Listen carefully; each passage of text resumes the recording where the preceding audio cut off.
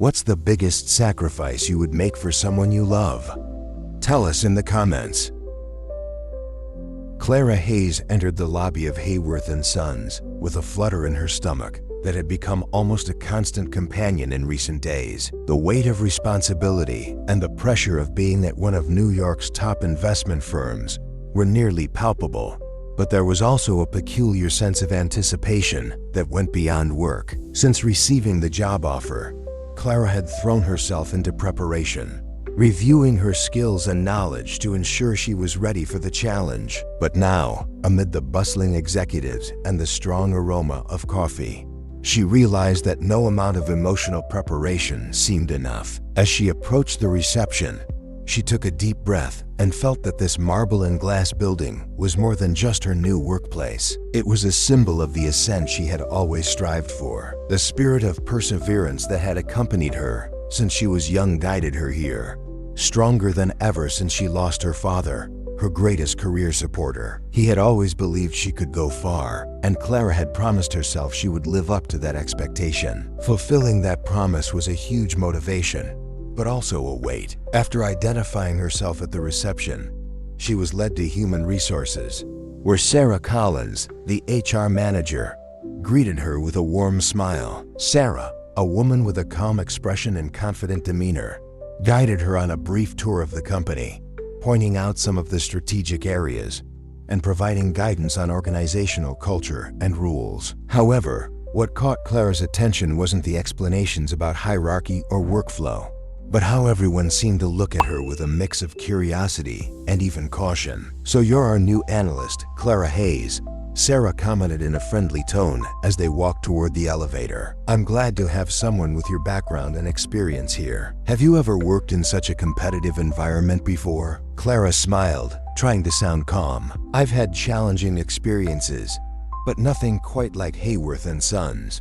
I'm ready for the challenge." "Good to hear that," Sarah said, with a mixture of encouragement and slight apprehension. "Just a heads up, today you'll have a brief meeting with the Vice President of Operations, Logan Blake. He likes to meet all the new analysts." Clara, somewhat distracted, nodded but then stopped. The name Logan Blake triggered a wave of memories. Logan Blake, that name meant afternoons at the park, laughter, and promises of eternal friendship. In her childhood, he was her best friend, almost like a protective older brother. But that felt like another life. They drifted apart when he moved away to study in another city, and now, years later, that name resurfaced in a completely different context. Could it be that this Logan was her boss? Had the fun-loving, fearless boy who defended her from bullies at school become an executive at one of the country's top firms? Swallowing her nerves, Clara followed Sarah to a meeting room on the top floor, where she would wait for Logan Blake, her new boss,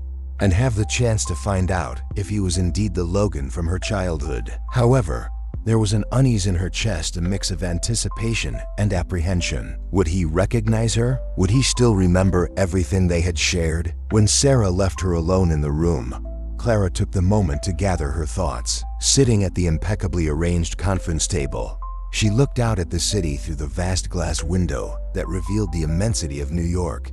It was a grand view, but intimidating, much like the situation she was facing. She knew that at any moment, her boss, Logan Blake, would walk through that door, and that this initial meeting might set the tone for their professional relationship.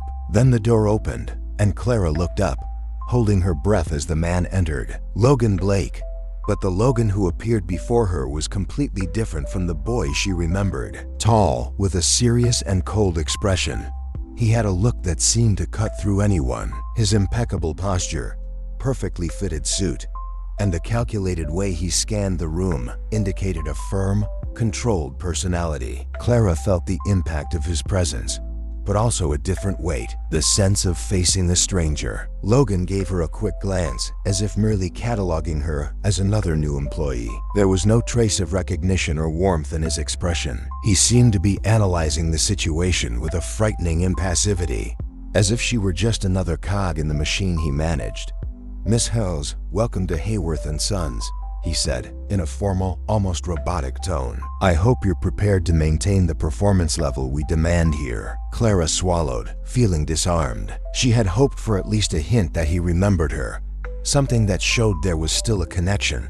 But Logan seemed distant, unreachable. Not wanting to appear fragile, she responded with the same formality. "Thank you, Mr. Blake. I am ready to do my best." Logan kept his gaze fixed on her for a moment, as if studying every detail. The intensity of that look made Clara feel exposed, as though he were trying to decipher every hidden emotion. But he soon resumed speaking impersonally, listing the company's guidelines and norms, every word conveying the type of environment he commanded: impersonal, competitive, and relentless. As he explained her responsibilities, Clara tried to concentrate on the information, but part of her mind was still stuck on the idea that this was the Logan from her childhood. It was difficult to reconcile this image with the cold man in front of her, and with each sentence he spoke, the gap between what she remembered and what she saw seemed to grow wider. Memories of laughter and friendship gave way to a disconcerting emptiness. She searched for familiar traits in his face: a look,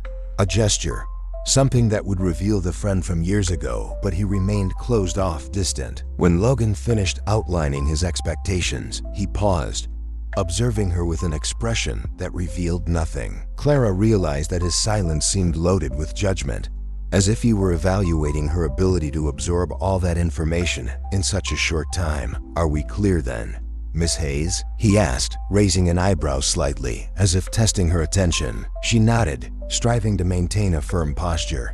"Yes, sir." "Understood.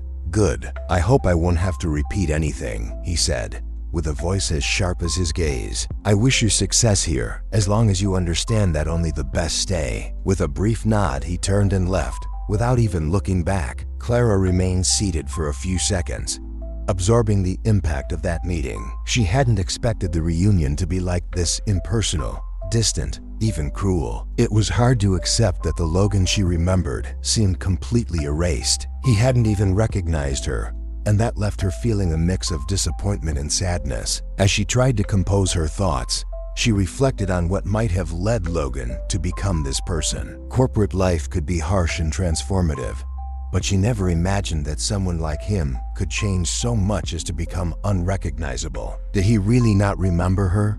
Or was he pretending? Or worse, had he decided to leave the past behind deliberately? That question lingered as she left the meeting room and went to her new desk. She still had a lot to learn about the company, and apparently about Logan Blake himself. The more she thought about it, the more she felt the need to understand what had really happened to him. The fun, spontaneous, and kind boy she had known didn't match the cold and calculating executive she had just met. Later, as she tried to focus on her new tasks, she overheard colleagues whispering about Logan's ruthless behavior. Apparently, he had a reputation for being strict and even merciless, and many avoided contact with him, fearing his sharp gaze and biting critiques. It was as if everyone knew that being in Logan Blake's line of sight meant trouble, and he didn't seem to mind cultivating that image. Clara found herself torn between moving on and accepting that the past was just a memory, or trying to understand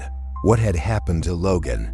The weight of that unexpected reunion was greater than she had anticipated, and his lack of recognition left a feeling of emptiness. But even if she tried to avoid it, a troubling question remained.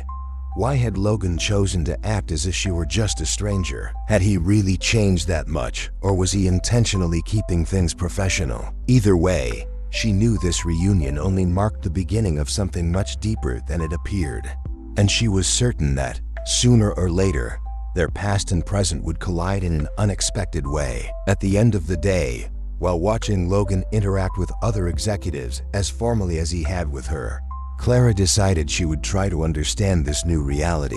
After all, she was also new here and would have to prove her worth. Clara felt overwhelmed by the atmosphere at Hayworth and Sons as she tried to digest her first day. The unexpected reunion with Logan Blake left her with a mix of discomfort and confusion that lingered in her mind. The memory of her childhood friend stood in almost cruel contrast to the cold man who was now her boss. His rigidity, lack of recognition, and icy indifference in how he treated her deeply affected Clara, who, although determined to meet the challenges of her new job, had not anticipated facing the shadow of someone who once represented safety and support. The next morning, she arrived early, trying to focus on organizing her desk and familiarizing herself with the company's processes and protocols. She knew that even in a large corporation like this, everyone kept an eye on a new hire's actions, especially those under Logan's scrutiny. The whispers from colleagues who had witnessed her meeting with him the day before still echoed in her ears. Logan's reputation as a relentless and calculating boss was well known in the hallways, and Clara felt it was a warning of things to come. She sensed he didn't see her as just another subordinate, but as someone who needed to be scrutinized more intensely, perhaps even tested. Shortly after, Logan appeared in the department, exuding his usual aura of authority and coldness. Without even glancing at Clara, he called his assistant aside, handed her some documents, and spoke in a low, serious tone, his expression unwavering. After finishing, he walked over to Clara, stopping beside her so suddenly that she didn't have time to prepare. "Miss Hose," he began without any preamble, his voice carrying the impersonal tone that had made her feel insignificant the day before. "I have a project for you. We'll see if you're prepared to operate at the level of excellence we expect here." Clara tried to keep a neutral expression,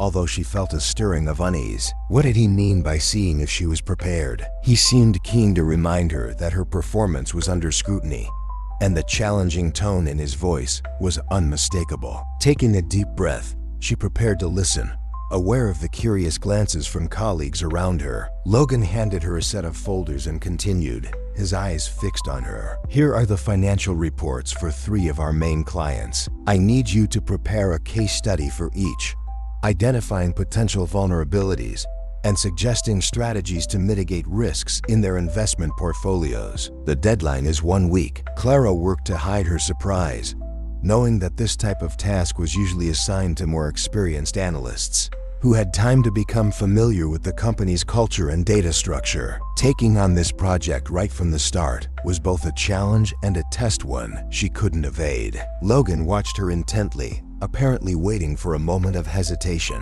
It was clear he expected to see her falter or even refuse the responsibility, but instead, Clara held his gaze and responded with calm confidence. "Understood, Mr. Blake. I'll have the reports ready by the deadline." Logan offered a faint smile, a gesture so subtle it seemed laced with irony. He simply nodded, keeping his gaze on her a moment longer than necessary, as if he were trying to read every reaction. Then, without another word, he walked away, leaving her alone with the folders in hand and a growing sense of tension. Determined not to yield to the skepticism he seemed to harbor toward her, Clara returned to her desk and began reviewing the reports. As she went through the numbers, she noticed the complexity of the operations and the intricate details of each investment. The challenge level increased with every line she analyzed, and she knew that Logan had intentionally selected clients with complicated portfolios, perhaps to test not only her analytical skills,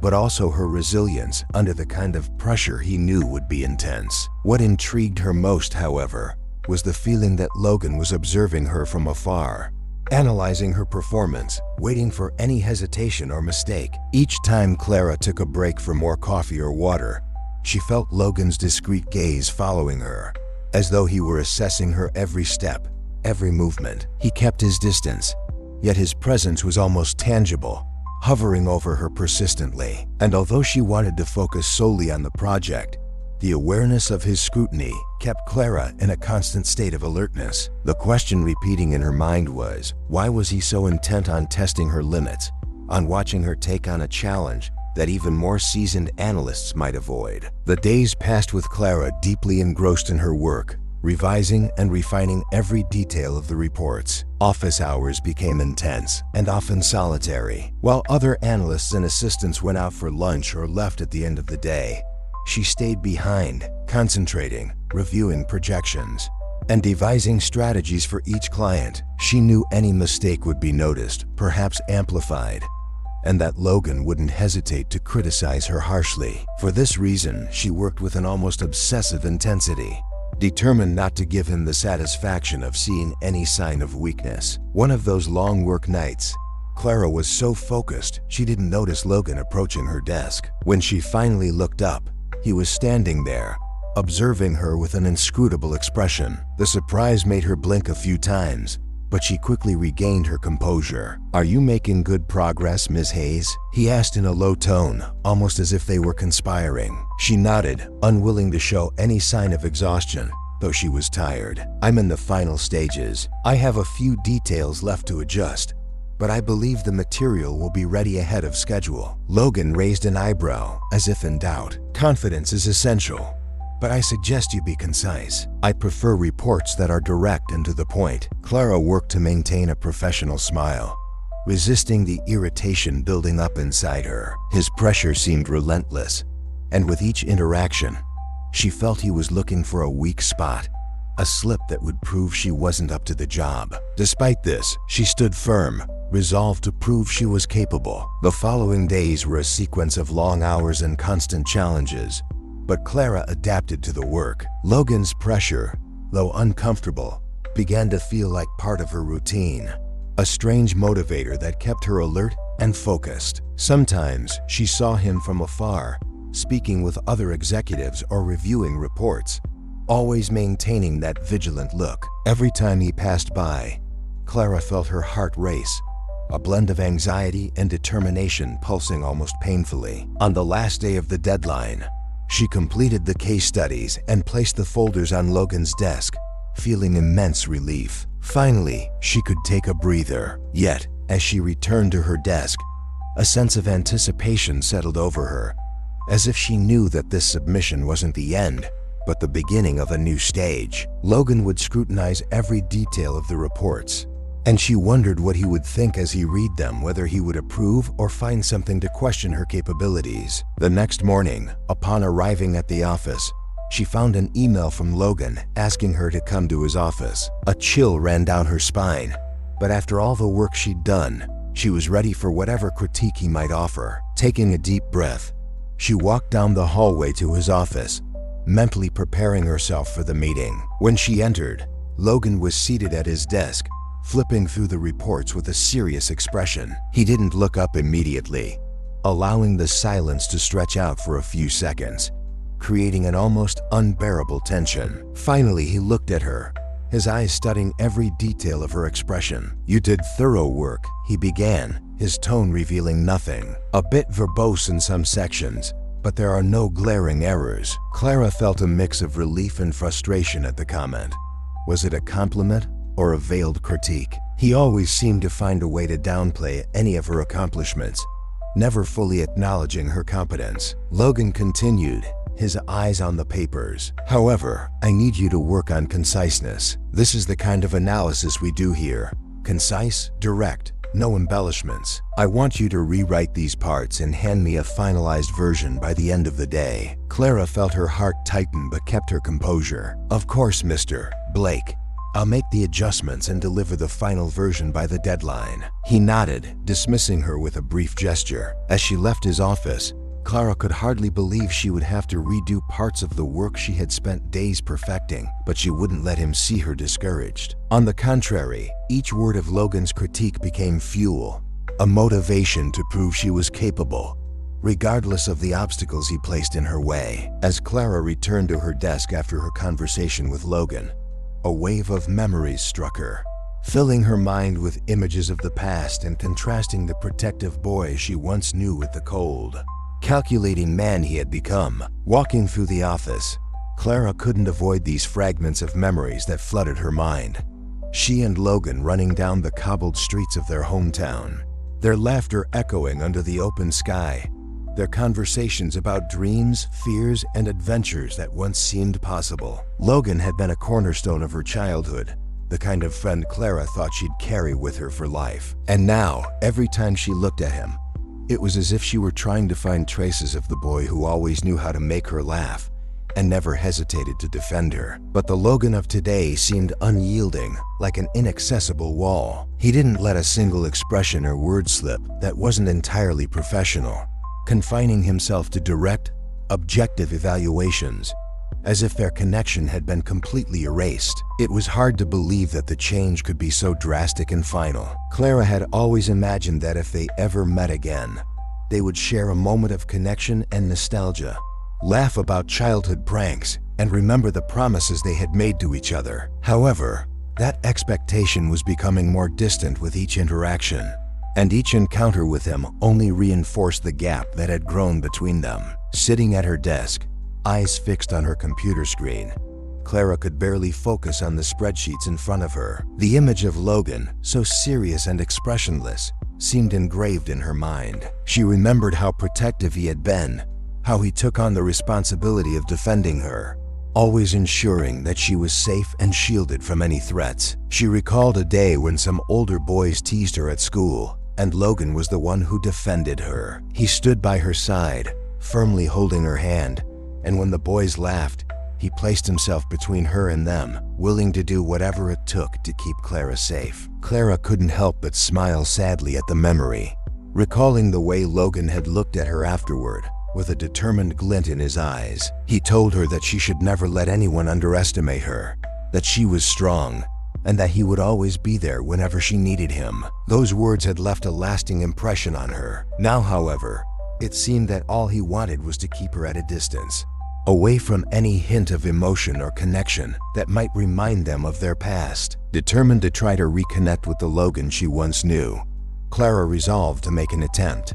Uncertain as it was, to understand what had happened, she knew the approach would have to be cautious. A single misstep, and Logan might push her further away or even view her attempt as an intrusion, which she wanted to avoid at all costs. During lunch, she waited for him to leave the office and discreetly followed him to the company's cafe. She chose a table nearby, close enough to catch his attention without making the encounter seem forced. When he noticed her, he simply raised an eyebrow, a gesture that seemed to question her intentions.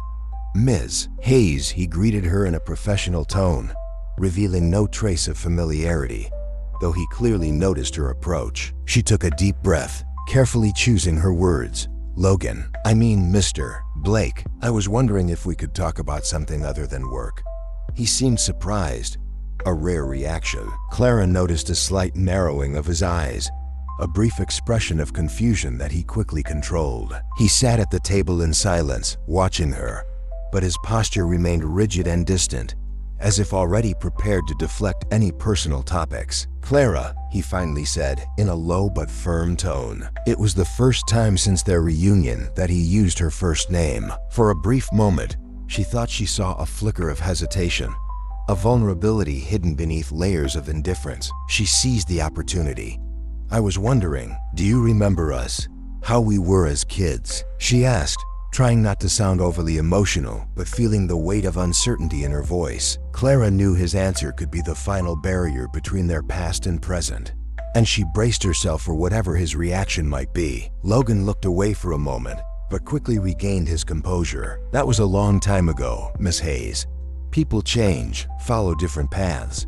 Life in the corporate world requires a different attitude, so to speak." Clara felt the impact of his words, as if each sentence were an attempt to erase what they had shared. There was an emptiness in his expression, as if he had decided to encapsulate everything they had experienced in a distant, irrelevant past. But why was he avoiding this so firmly? She decided to press on, though she was careful not to cross the boundaries he clearly wanted to set. "Yes, people change, but some things stay. I remember the promises we made, the things we dreamed of. I feel like that person is still there, somewhere inside you," she said, holding his gaze, hoping he might let her see even a glimpse of the Logan she once knew. Logan took a deep breath, remaining silent for a few seconds, as if her words had struck him. But instead of a genuine response, he simply gave a small, sidelong smile, a smile that seemed to close off any chance of connection. "Hayes, here at Hayworth & Sons, we leave emotions at the door. There's no room for the past, only for what drives us forward in the present. I hope you understand that." She felt the weight of his response like a cold splash of water. He was clearly determined to keep his distance, to block any attempt at emotional connection. Clara observed his face, now completely impassive, and realized that for Logan, the armor he wore was essential. It was his way of avoiding any vulnerability, any breach that might connect him to something he perhaps didn't want to face. Still, his answer left questions hanging in the air. It was clear he was hiding something, a pain or experience that had transformed him into this unreachable man. Despite her disappointment, She understood that pushing him to open up all at once might not be the best approach. She would need to wait and watch, slowly deciphering the small signs he let slip. After that brief encounter, Clara returned to her desk, but her conversation with Logan stayed on her mind for the rest of the day. Even with his rejection, she couldn't avoid the memories of their childhood, the times when he encouraged her and helped her see her own strength. There was a barrier, yes, but she began to wonder if this armor of coldness was truly indifference, or a way of protecting something deeper, something he kept hidden out of fear. As she worked, Clara noticed Logan's discreet glances at her from time to time, as if he himself were torn, unable to decide between maintaining the facade or allowing Clara closer. This constant observation both unsettled her and gave her a faint hope that, somewhere behind this mask, Logan still recognized her, still harbored a memory or feeling from that shared past. But his rigid demeanor, his absolute rejection of any emotion, remained an enigma Clara couldn't yet resolve. She knew that, for Logan, this distant behavior was likely a professional necessity, but she couldn't help wondering if there was more to it, a story he was trying to hide at all costs. After all, why would he choose to erase every memory of a past that had once meant so much to both of them? In the days that followed, Clara focused on her tasks, determined not to let her unease about Logan shake her. She knew she needed to stay professional, and that any approach to getting closer to him would have to be gradual, with careful steps and a lot of patience. Even if he refused to admit any connection to the past, Clara held on to a quiet hope that one day he might let some part of that bond reveal itself. There were moments when, during the long workdays, their eyes would meet, and Clara saw a hidden tension in Logan's gaze, something that, even if only for a brief second, suggested he wasn't as impenetrable as he wanted to appear. These moments passed quickly, but were enough to leave Clara confused, torn between the desire to get closer and the fear that he would reject her again.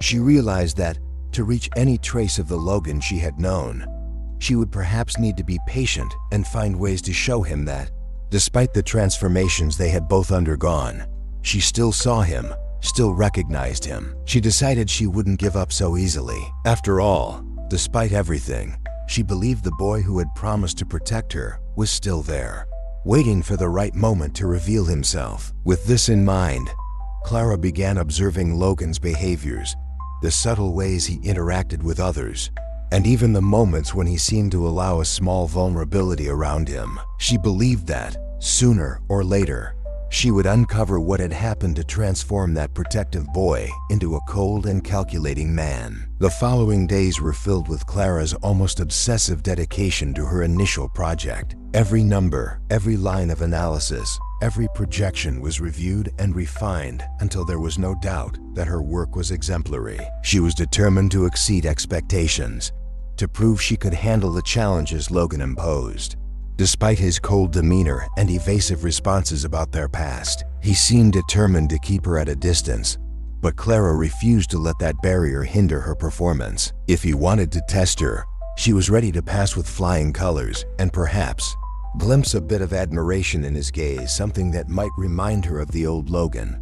The project was complex, demanding absolute precision and careful analysis of the client's financial data. Clara knew Logan had chosen a deliberately difficult project, but instead of intimidating her, it only motivated her further. She felt she had something to prove, both to him and to herself. During sleepless nights spent reviewing spreadsheets and reports, she fought off exhaustion, recalling all the people who, like Logan, believed success depended on an unyielding stance. But Clara refused to lose her essence. She knew she could be strong without abandoning her empathy. The intense routine in the office felt like a race against time. Clara knew she was under constant observation, that any slip-up could be used by Logan to question her competence, and that many others in the company were watching, waiting to see if she would withstand the pressure he exerted. Amid the tension, a few closer colleagues offered her words of encouragement,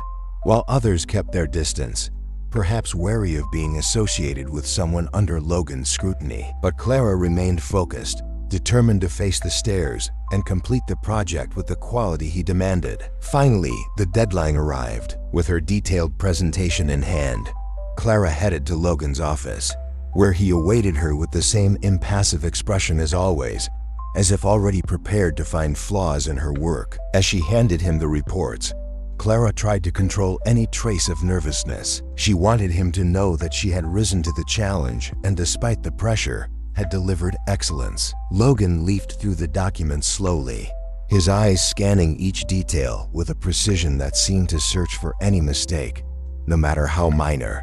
The silence in the room heightened the tension. Clara watched his every move, noticing the careful way he examined the pages, as if nothing could escape his gaze. For a brief moment, he looked up, and Clara saw something different in his expression.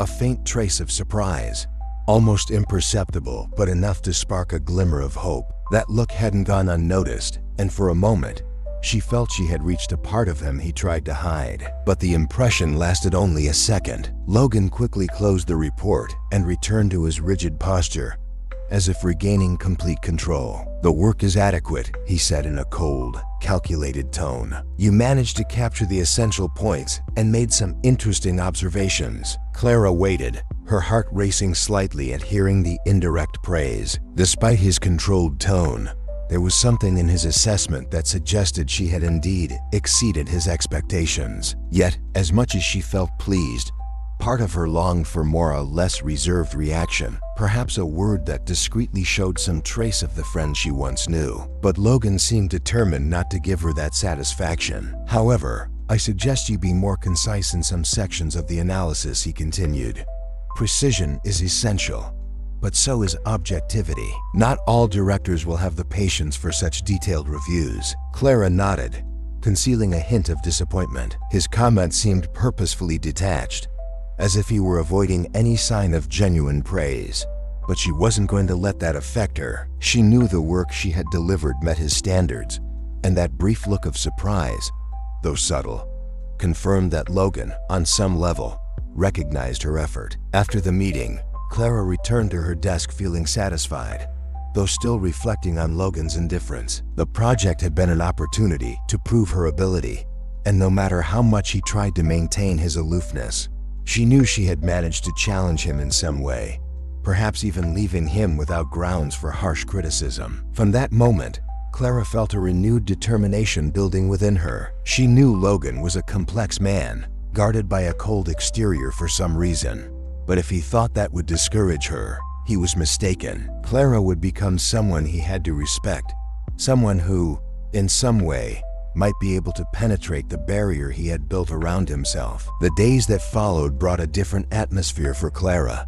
After delivering the project and exceeding expectations, she noticed her colleagues' gazes shifted to ones of curiosity and even admiration. At first, she felt slightly uncomfortable with the attention, but soon she realized it was a result of her own efforts. However, Logan's behavior remained unchanged. He continued to keep a formal distance, treating her with the same coldness as always, as if determined not to let any approval slip. On the other hand, Clara noticed that, at specific moments, Logan's gaze would follow her almost involuntarily, as if he were studying her, perhaps trying to understand how she managed to remain determined and calm despite the challenges. These looks were fleeting and quickly masked, but she could sense that behind the rigid facade, there was something more.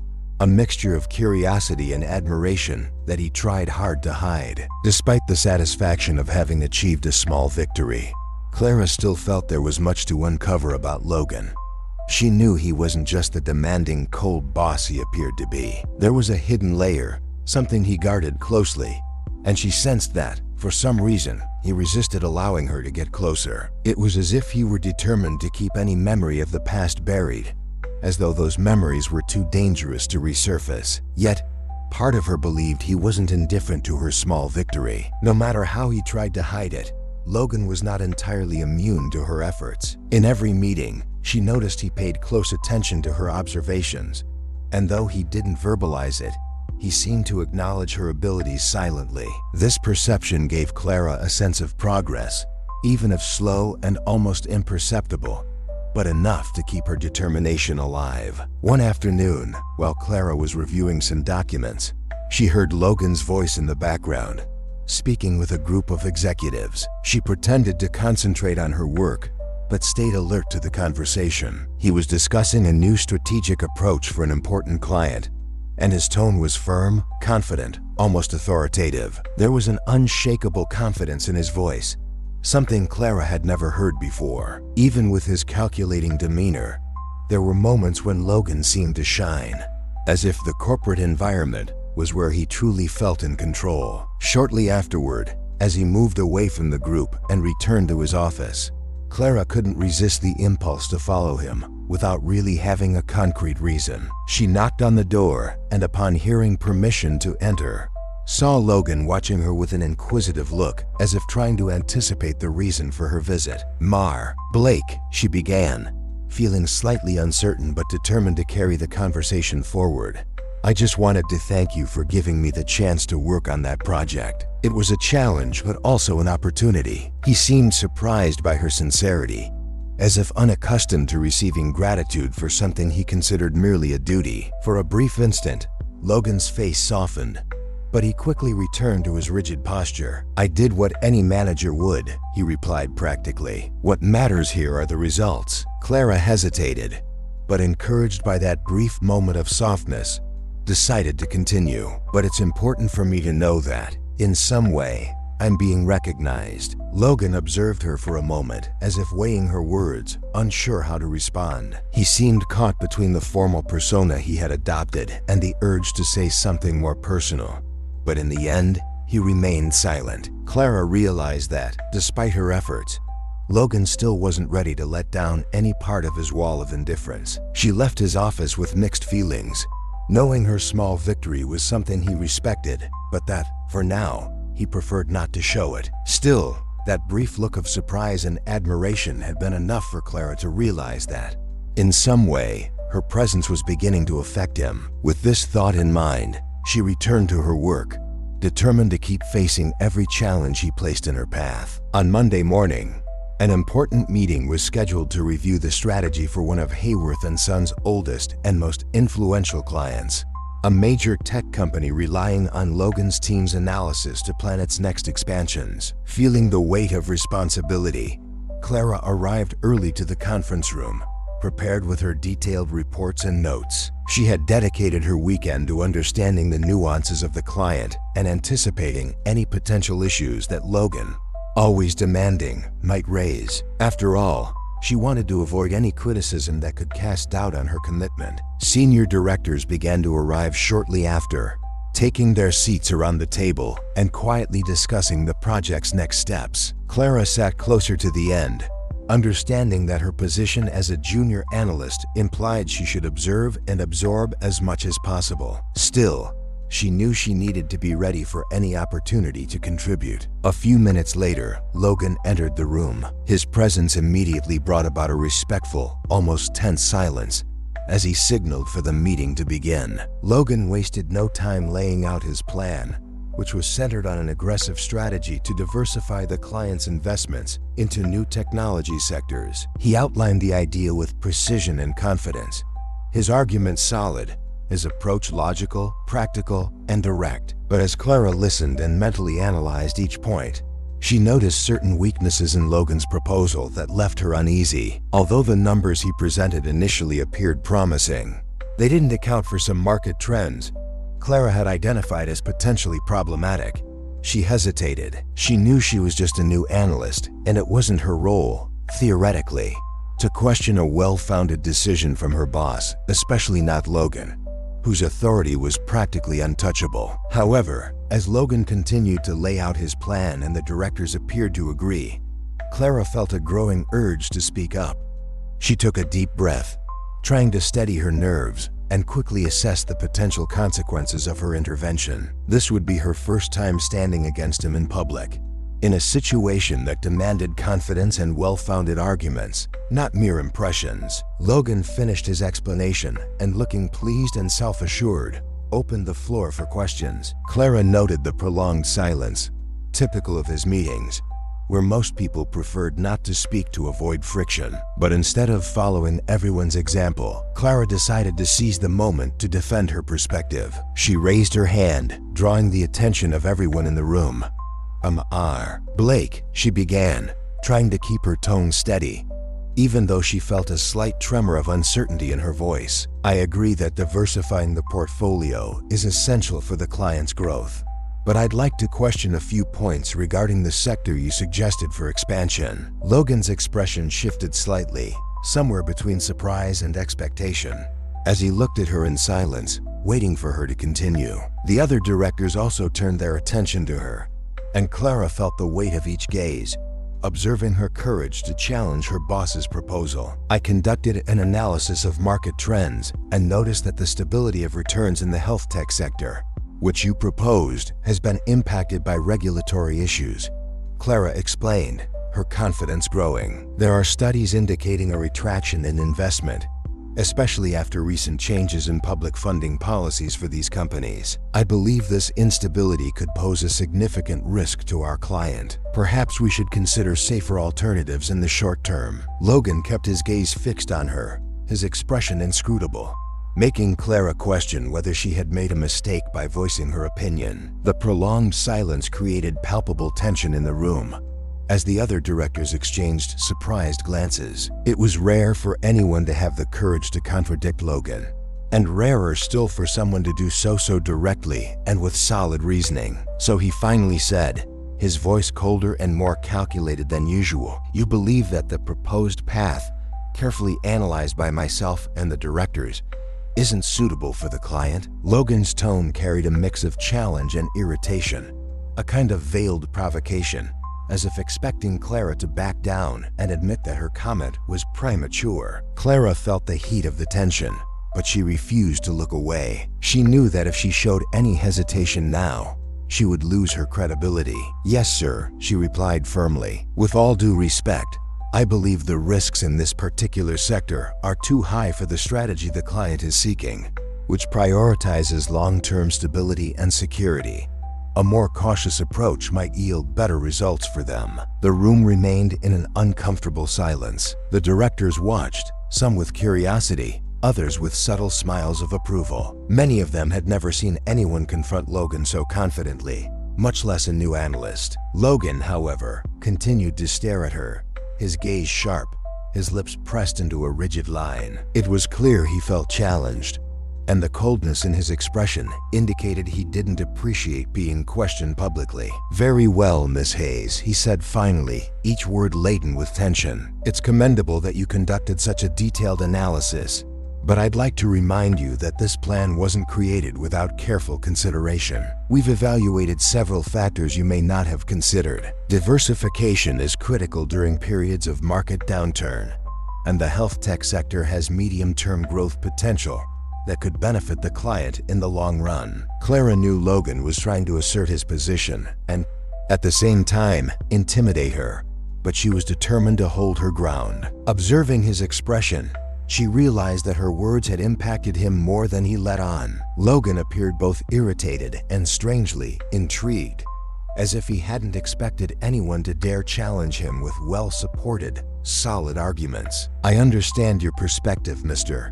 Blake," she replied, keeping her tone respectful but firm. "My concern is that by exposing the client to an unstable area, we might compromise part of their capital, which wouldn't align with their goals for the upcoming investment cycle. I believe the client would appreciate our consideration of lower risk alternatives." The directors, surprised by Clara's persistence, looked at Logan, awaiting his response. He seemed to absorb every word, his gaze intense, as if assessing the depth of her knowledge. Clara noticed that, behind the tone of challenge, Logan's curiosity was growing. He was looking at her differently now. It was as though she had crossed an invisible barrier, transforming from just another employee to someone he viewed with critical and evaluative eyes. Finally, Logan took a deep breath and nodded slowly, as if calculating his response carefully. "Very well, Miss Hayes. Your concern is valid, although your calculations are based on limited data. We'll review the proposal with the points you raised and consider the alternatives you suggest." This was the first concession Clara had seen from Logan, and although his tone remained controlled, she realized he was, on some level, acknowledging the importance of her input. Logan wasn't the type to give in easily, and the fact that he had agreed to revisit the proposal indicated, to her, the beginning of a certain recognition. When the meeting ended, Clara felt the weight of tension gradually dissipate. She received approving glances from some directors, and though Logan kept his neutral expression, she knew he had been affected by the confrontation. As they left the room, Logan paused beside her, his expression a mixture of irritation and something deeper, almost a restrained admiration. "Miss Hayes," he said quietly, so only she could hear, "be careful. Challenging superiors can be risky. Not everyone will take such boldness as well as I have." Clara understood the meaning behind his words, but instead of intimidating her, that warning had the opposite effect. She took it as a form of acknowledgement. He wasn't reprimanding her directly, but offering her a veiled piece of advice, as if, despite his irritation, he respected the courage she had shown. "Thank you for the advice, Mr. Blake," she replied, with a slight smile. "But I prefer to express my opinion when I believe it's in the best interest of the client and the company." Logan remained silent for a moment, looking at her with an intensity that made Clara's heart race. It was as though he were seeing a part of her he had never noticed before, perhaps recognizing the courage and determination that extended beyond mere work. As he walked away, Clara felt a mix of relief and satisfaction. For the first time, she had directly challenged Logan, and despite his initial coldness, she knew she had succeeded in making him see her in a new light. Since the confrontation in the meeting, Logan seemed to observe Clara with a careful, almost cautious focus. In the days that followed, Clara noticed his gaze lingering on her, watching her every movement in the office. It was an attentive, meticulous look, as if he wanted to analyze every nuance of her behavior without ever being explicit. He maintained his usual leadership stance, showing no trace of emotion, but Clara could sense a subtle difference, a slow, almost reluctant interest. It was as though Logan was trying to understand the source of the courage she had shown when she confronted him, while simultaneously testing his own limits and staying detached. This shift in Logan's attitude, though almost imperceptible to others, was evident to Clara.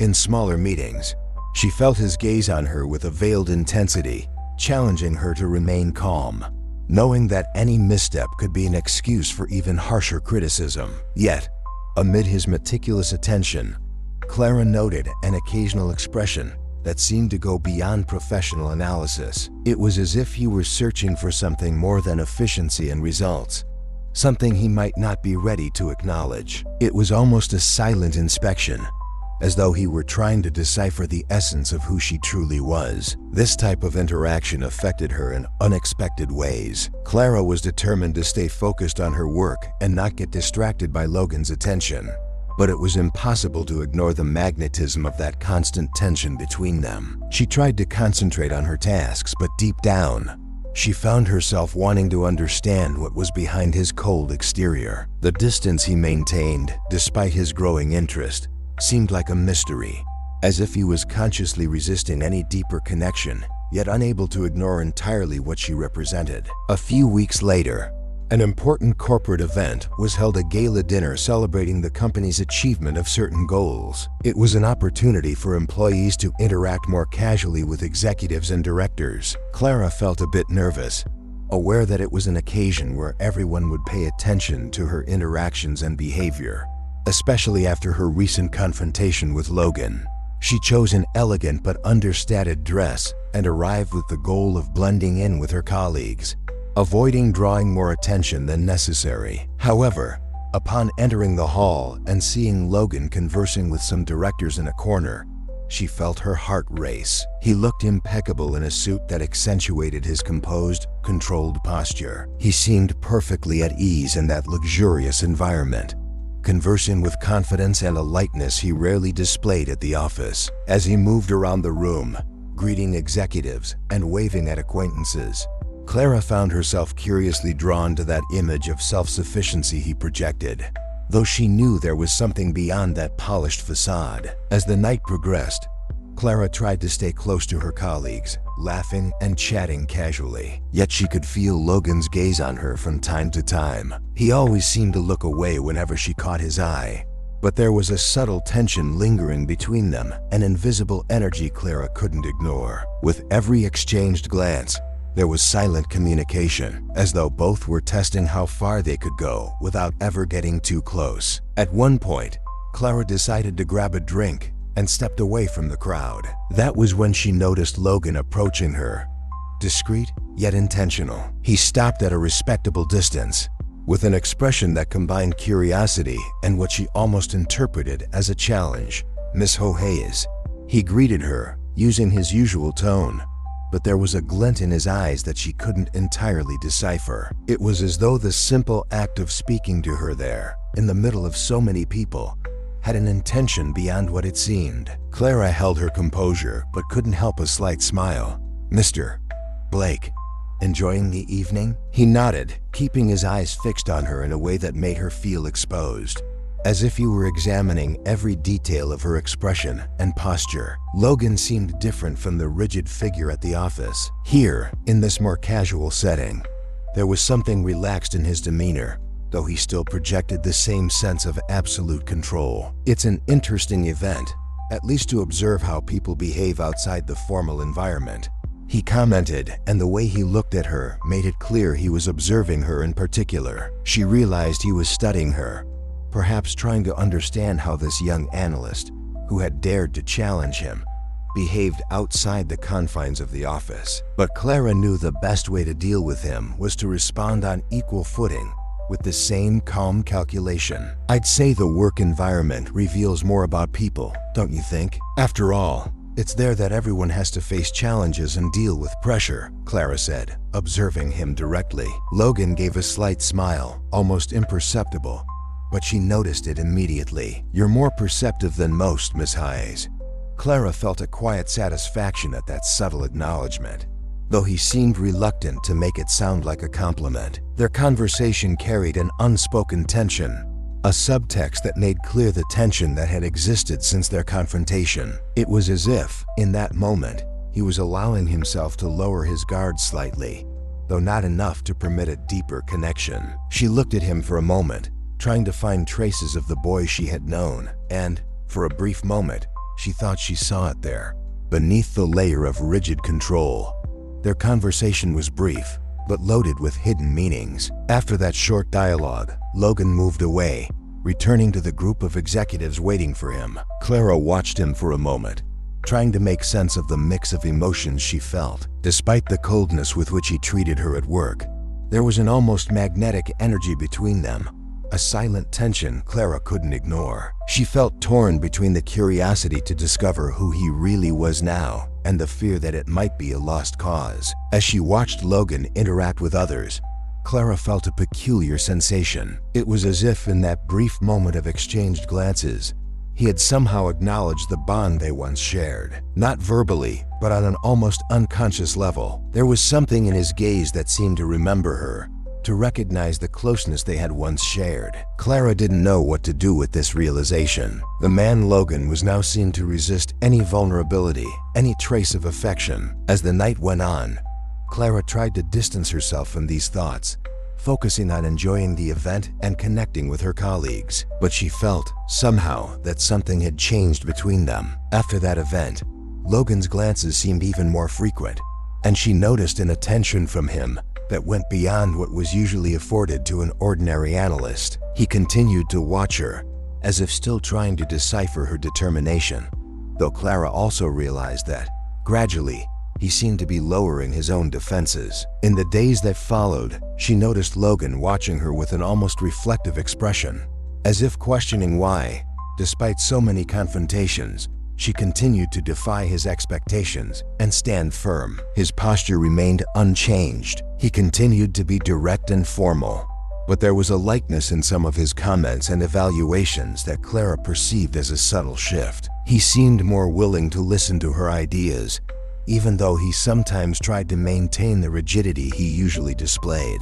On the other hand, Clara sensed that lowering his guard caused Logan discomfort. He appeared to be waging an internal battle between the resistance he had built over the years and the unexpected connection that was slowly, silently emerging. In moments when their eyes met, he would quickly look away, as if fearing she might see something he wanted to keep hidden. Over time, Clara began to wonder whether she should wait for some more concrete change, or if the silence and tension between them would remain unaltered. She knew Logan was complex, that he carried scars and choices that had shaped him into the distant man he was now. At the same time, part of her wanted to uncover what had made him close himself off so completely, as if his past was a threat. For Clara, these small gestures of subtle approach were signs that something was beginning to shift, even if he resisted. Though he was hesitant to allow any closeness, she felt that his effort to keep his distance was weakening. The subtle change in dynamics between Clara and Logan continued to unfold,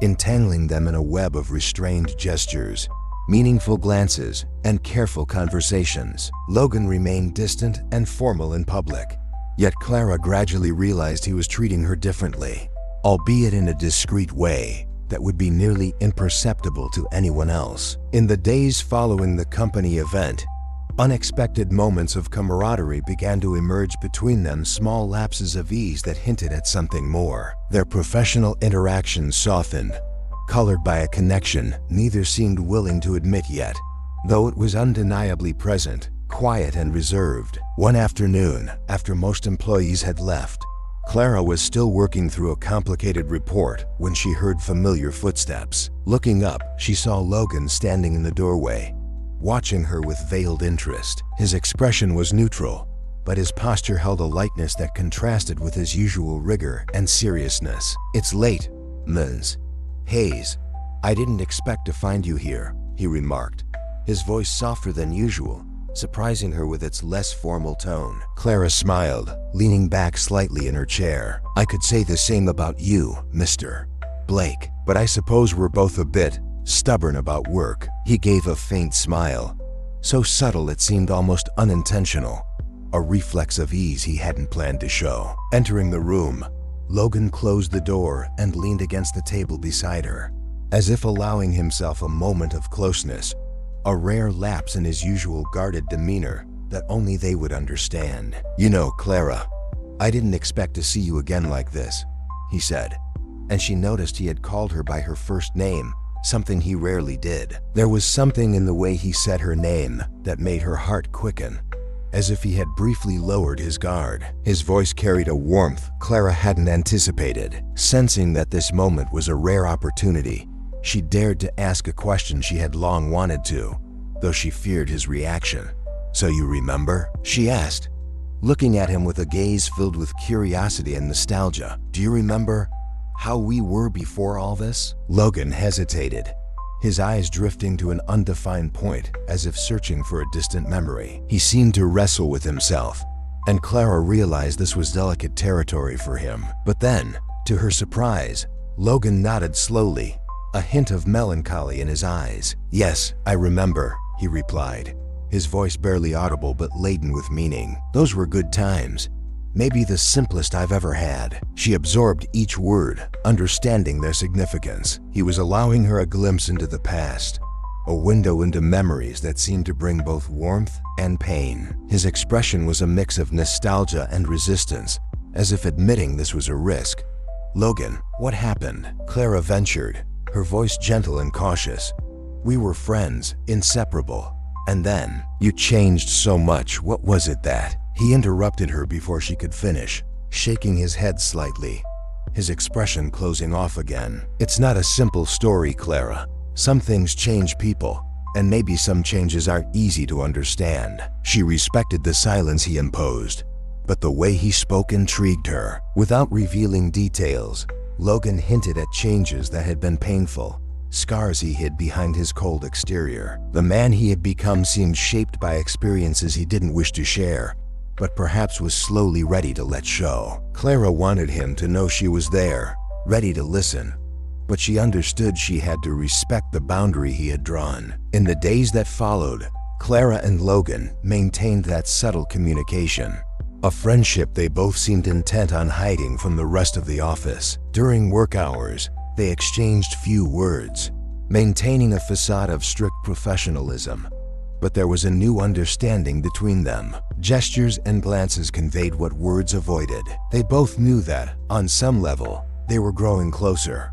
Though they were equally aware that this friendship had to remain hidden, they began meeting more frequently during times when the office was empty, exchanging relaxed conversations and reminiscing about past moments that surfaced spontaneously. In these quiet encounters, Clara glimpsed traces of the old Logan, the boy who used to make her laugh, who had a sparkle in his eyes and an easy smile. Despite his rigor during the day, it was evident that, at his core, he still retained fragments of the friend she had known, even if they were buried under years of difficult experiences. One of those nights, Logan found her working through a complex report. He offered to help, and they ended up discussing the best strategies to optimize the data. It was routine work, yet the closeness and lightheartedness of their interaction made it feel special. As they analyzed graphs and numbers, Clara noticed how he sometimes let out quiet laughs, revealing a relaxed side few ever saw. He seemed to let his guard down,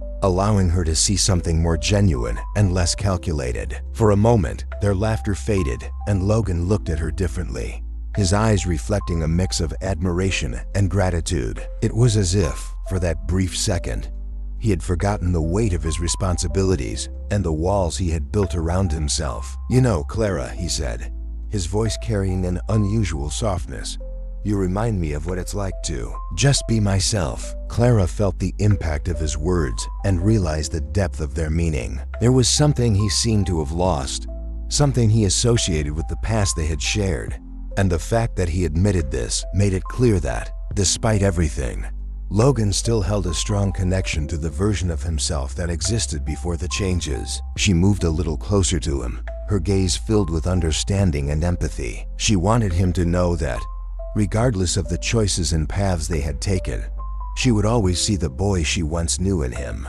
And in doing so, Clara realized she was allowing herself to trust him again, nurturing a friendship that, though secret, was genuine and full of significance. However, both of them knew this closeness had to remain outside the view of others. They avoided any display of camaraderie or complicity during work hours, exchanging only a few quick words or discreet glances. Yet, in the moments they met alone, their rekindled friendship deepened, bringing out light conversations and quiet laughter. During one of these meetings, Logan and Clara were reminiscing about old memories when he, laughing, shared a story about a clumsy adventure they had as kids. They laughed together, a free and unguarded laugh, and Clara felt her heart warm as she saw Logan's open, genuine smile, as if he had allowed himself to relive, if only for a moment, the spirit that connected them. With each encounter, Clara felt Logan's walls beginning to crumble, brick by brick. He never directly mentioned the reasons he had changed so much, but the memories they shared seemed to dissolve part of the rigidity he displayed. Logan was, in a way, beginning to trust her, opening up subtly, as if she were a window to his past and perhaps a chance for redemption in the future. Over time, Clara realized these moments were becoming essential for both of them. She herself looked forward to these conversations, relishing the chance to see Logan's vulnerable side, a side he hid from everyone else. She knew that, deep down, she was beginning to feel something more than friendship, but she refused to let those feelings take form. There was still much to understand, and she feared that any bolder gesture might push him away again. In the days that followed, they continued exchanging confidences and laughter in the shadows of the empty office, a secret friendship that gave them both a sense of relief and freedom. There was something sweet and forbidden about this closeness, something they both knew couldn't be revealed, but that neither was willing to abandon. It was as if in that refuge of shared memories and mutual understanding, they found a way to escape the pressures and wounds that had accumulated over the years. The nights at the office, shared in secrecy, had become precious moments for Clara and Logan. Logan's once impenetrable facade was beginning to show cracks, revealing a glimpse of the childhood friend Clara cherished. Despite the smiles and ease they found in these clandestine hours, an underlying tension persisted in each conversation. Their secret friendship felt like a sanctuary, something neither wanted to expose, but whose risks grew with each encounter. Both were aware that outside these moments of complicity, the environment around them remained increasingly competitive and ruthless. One of these nights, when the office was silent and late, Logan found Clara engrossed in a new project. He stepped into the room without a word, watching her from a distance. Clara looked up and smiled upon noticing him, but she quickly sensed something different in Logan's expression. He was serious, perhaps more serious than she had ever seen him, and there was a visible concern in his gaze, an unusual vulnerability. Logan moved closer, stopping beside her and crossing his arms as he looked at the material she was reviewing. He didn't speak immediately, and Clara felt the weight of his presence, an energy that seemed to convey a warning. She waited, allowing him the time to find his words, though the anticipation grew with each passing second, and the silence between them was heavier than usual. "Clara," he began finally, his voice low and cautious, almost confidential. "Do you know what it truly means to be here? I mean, do you really understand what you're getting into?" For a moment, Clara was confused. She knew about the demanding environment at Hayworth & Sons, understood the competitiveness and pressure that were intrinsic to that world. But Logan's tone suggested something deeper. There was an urgency in his voice, as if he wanted to protect her from something more intense and difficult to face than she had imagined. "Of course, Logan. I understand how competitive this place is," she replied, trying to sound steady, though his words made her feel uneasy. "I know I have to give my best every day, and that mistakes here come at a high cost. But I didn't come here to give up or let myself be intimidated." Logan studied her in silence, his gaze fixed on her, evaluating every word with unwavering precision. For a moment, Clara felt completely exposed, as if he were trying to see beyond her words and the determination she attempted to project. He sighed, his expression growing even more solemn. "You're talented and very determined, Clara. But there are things here you may not fully understand," he said, his voice now grave and almost paternal. "Hayworth & Sons is more than a company, it's a battlefield. The colleagues who smile at you today might become ruthless rivals tomorrow, and not everyone plays fair. I've seen brilliant, promising people destroyed because they trusted too much, believed that hard work and talent would be enough." It was a confession Clara hadn't expected. Logan, who usually maintained an air of self-sufficiency and power, was now revealing a more human side, almost vulnerable. He had faced obstacles and sacrifices in this place she knew nothing about, and his expression hinted at stories of betrayal and disappointment he had never mentioned. But Clara couldn't allow herself to feel intimidated. She had worked too hard to get here, and if this truly was a battlefield, she needed to prove to herself and to Logan that she was prepared for it. Taking a deep breath, she looked at him with a firm gaze,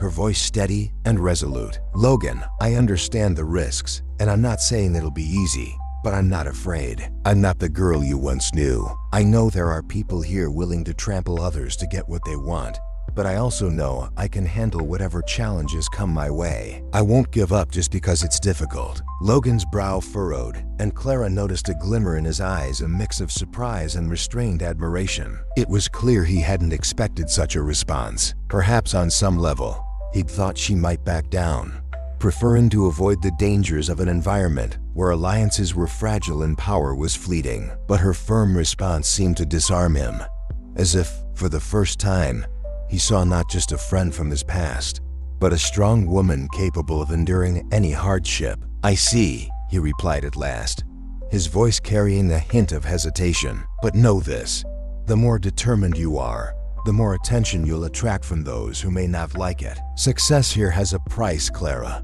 Not everyone will root for you." She nodded, absorbing his words. She understood he was trying to protect her, but she also sensed there was more to his warning. Logan wasn't just speaking as a colleague or boss. He was advising her as someone who genuinely cared about her well-being, even if he didn't want to admit it openly. Despite his caution, Clara felt that their conversation had only strengthened her resolve. There was something in the way Logan spoke, the way he looked at her, that showed that beneath all his coldness and rigidity, he cared deeply about her path here. But for Clara, what mattered most was her own determination. Logan might doubt her ability to face the darker side of the corporate world, but she was ready to prove she was stronger than he thought. In the days that followed, Clara poured even more effort into her work, doubling down on her attention to detail and tackling each task with meticulous precision. She knew Logan's observations about the competitive nature of the company were accurate,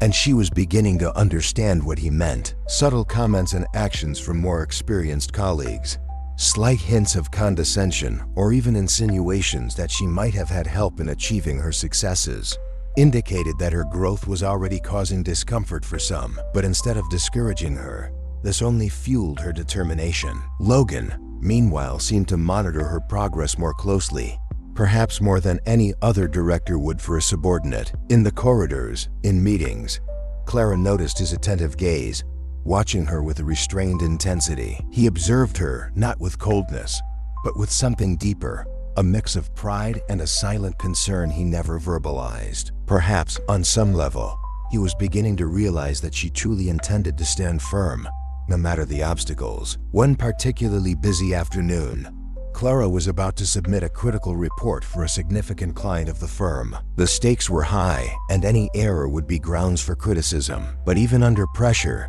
she meticulously reviewed each detail, staying calm and focused. At the end of the day, Logan approached her quietly, catching her by surprise. "Are you certain this is the best result you can present?" he asked, his tone devoid of criticism, but with a seriousness that she recognized as a test. She looked him in the eyes, sensing that, in that moment, she needed to demonstrate the confidence she had cultivated.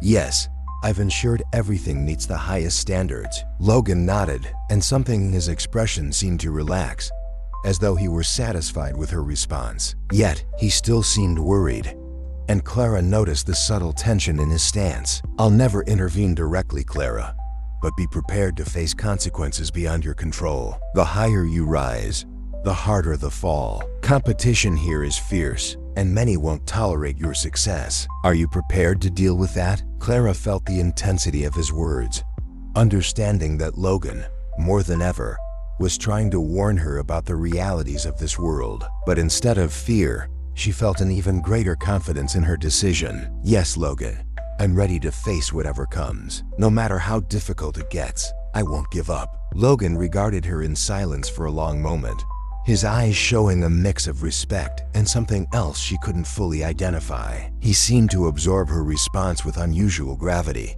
and Clara sensed that, on some level, he was genuinely impressed by her determination. The office environment remained tense, and Clara knew Logan's words held a profound truth. She began to notice how some senior colleagues, who once saw her as an harmless newcomer, now cast more critical, almost challenging looks. Subtle insinuations, small gestures that might seem insignificant to others, were now part of her daily routine. But Clara was determined to keep going. She felt that each obstacle was an opportunity to show Logan that he didn't need to worry about her, that her strength was real. With time, Logan began to entrust Clara with even more complex tasks, and she noticed that his rigidity was no longer a barrier. There was something different in their interactions, something that revealed his growing admiration for her determination. The last-minute business trip to Chicago left Clara little time to prepare. She and Logan were assigned to represent Hayworth & Sons in a meeting with a high-profile new client. If secured, the contract would bring significant profits and expand the company's influence in strategic markets. Clara felt a growing anxiety as the day of the trip approached. The thought of spending entire days alongside Logan, isolated from their usual environment and the discreet, watchful eyes, made her nervous. She knew that, since their more personal conversations and warnings in the office, an invisible connection was growing between them.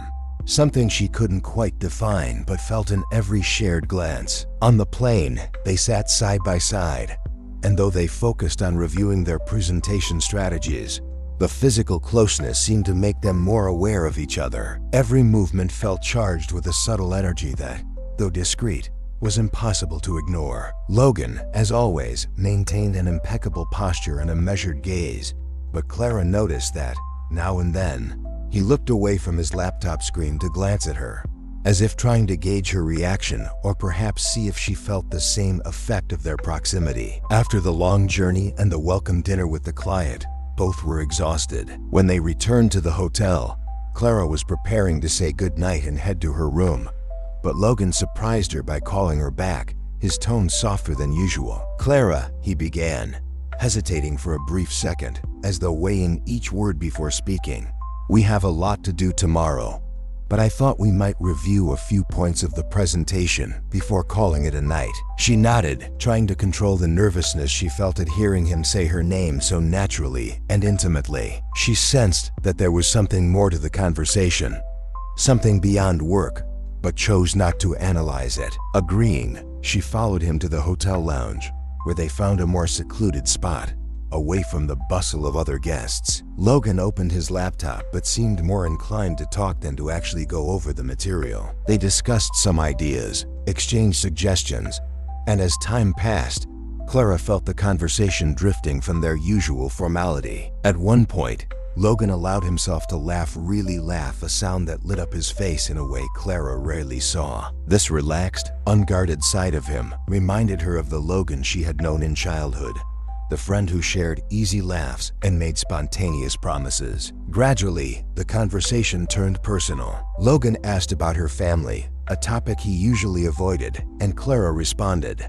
sharing about her relationship with her father and how he inspired her resilience. In turn, Logan opened up a bit about the difficulty of balancing ambition and personal life. Clara was struck by the vulnerability in his words, a side of him always concealed by his rigid exterior. As he spoke, she couldn't help but wonder what he might have sacrificed to reach his position, what he hid behind his absolute control. At one point, a silence fell, and both became aware of the stillness between them, a silence that spoke louder than their words so far. A pause that made the growing tension clear. They held each other's gaze, both aware that something was shifting between them. Logan, for a brief moment, let his eyes rest on her with an intensity that made her catch her breath, as though he too was trying to make sense of what was happening between them. Clara realized with a mix of surprise and uncertainty that something more was blossoming, something she tried to control but that defied rationality. She felt drawn to him, not just to the powerful, successful man, but to who he really was beneath all the defenses he had built. Logan, in turn, seemed to feel the same pull, though a hesitation in his eyes betrayed a resistance, as if he were struggling against his own impulses. In the midst of the tension building between them, Clara unconsciously leaned a little closer, closing the distance. She saw a flicker of confusion on his face, an internal struggle intensifying with every second. Logan held her gaze firmly, but his expression softened, a rare vulnerability peeking through. Their breathing grew heavier, and without a word, it was evident what was about to happen. Clara felt an irresistible pull, a desire to close the space between them, and for a second, Logan seemed to lean toward her. His eyes locked on hers, as though he too was on the verge of crossing the boundary between them. But at the last moment, Logan pulled back as if something held him, anchoring him to reality. He averted his eyes, cleared his throat, and his expression shifted, hardening again. The hesitation in his gaze was replaced by a mixture of guilt and discomfort, as if he realized that by allowing such closeness, he had crossed a line he wasn't prepared to face. "Clara, he began, but his voice wavered, an unusual insecurity for him. It's probably best we focus on work. It's late, and we have a big day tomorrow." She felt disappointment well up inside her, but she maintained her composure and nodded. Part of her understood Logan's hesitation. He was a man accustomed to control, and the thought of relinquishing it clearly left him uneasy. Yet, the moment they had almost shared, the closeness they had felt, was something she knew he felt as well. It hadn't been just her imagination, but a genuine spark that had ignited between them, even if he had pulled away. "Of course, you're right," she said, trying to sound casual, though the intensity of that moment still echoed within her. "We should get some rest. It's been a long day." Logan simply nodded, but the look he gave her held a mix of regret and something she couldn't quite define. He was clearly trying to restore their professional distance, yet it wasn't the same look of indifference and coldness. There was a softness there, a memory of what had nearly happened and of what, perhaps, both of them wanted, but he was trying to resist. That night, lying in her hotel bed, Clara reflected on what had happened. Her heart raced as she replayed each second of their closeness, each detail of his gaze, each nuance of what had nearly transpired. She knew something deeper existed between them, something that went beyond friendship and their past connection. Yet, She also understood that Logan carried a resistance that might be difficult to overcome. He seemed to be grappling with feelings that extended beyond his comfort zone. And Clara wondered if he would ever be willing to confront them. The following days of the trip passed with both maintaining a cautious distance. At work, Logan returned to his formal demeanor, and Clara also did her best to act naturally. But the furtive glances they exchanged, the brief interactions, held a silent weight, as if they both recognized what had nearly happened, yet felt trapped on a tightrope between desire and reason. The air between them felt different, charged with a tension that no one else noticed, but was tangible to both of them. At the end of the trip, while they waited for their flight back, Logan turned to Clara suddenly, as if he had something to say that he could no longer hold back. There was a determination in his eyes, but also a hesitation, as though he was struggling against his own thoughts. "Clara," he began, looking directly at her, "I know things might seem complicated right now. I need you to know that I never intended to make things difficult between us, and I don't want this to affect your work." Clara sensed the tension in his words, and instead of responding, simply nodded with an understanding smile. She knew he was trying to maintain order, to keep control, something essential for him, but she also knew that, no matter how much he tried to avoid it, the spark between them had been ignited, and sooner or later, it would have to be faced. When Clara returned to the office after the Chicago trip, she felt refreshed, albeit somewhat unsettled by the closeness she had almost shared with Logan. But as she arrived, she sensed the atmosphere had changed, now charged with tension. There was a murmur in the hallways, suspicious glances cast her way. She didn't fully understand what had shifted, but something was clearly amiss. Among the wary glances, one was particularly sharp. Avery Steele, a senior analyst on the team, whose cold expression always conveyed a certain indifference. Clara had noticed Avery's critical, silent scrutiny since her first day, but until now they had only exchanged formal pleasantries. Avery was known for her fierce ambition and had a reputation as a ruthless professional, a status that discouraged friendship attempts. Clara had always known this environment was competitive, but she had never imagined she'd face open hostility. In the weeks following her return, Clara encountered a series of subtle, persistent issues with her projects. First, confidential documents she needed were missing or incomplete. Then, a client complained about an error in a report she knew had been flawless when submitted. The mistakes were minor yet frequent, and Clara began to notice a pattern. Each error seemed calculated to undermine her reputation, placing her in a vulnerable position. Determined to uncover what was going on, Clara began paying closer attention to her surroundings. That's when she noticed Avery moving almost strategically within the team, her cold, quick glances at Clara at specific moments, as if she were waiting for a reaction. Avery was well respected for her shrewdness and skill in navigating tough environments, but Clara now sensed a subtle, dangerous intent. The situation came to a head during an important planning meeting with a high-profile client. Clara had been assigned to present key financial projections, something she had meticulously prepared, reviewing every detail to ensure nothing was out of place. However, when the client began asking questions about the impact of international investments, Clara realized the projections she had prepared were missing from the slides. Instead, erroneous charts and incoherent estimates appeared on the screen. She felt her face flush and her heart race with nervousness, knowing these numbers were wrong and would damage the client's trust. As Clara scrambled to salvage the presentation, mentally reorganizing her thoughts, Logan observed her in silence, his expression unreadable. After the tense meeting concluded,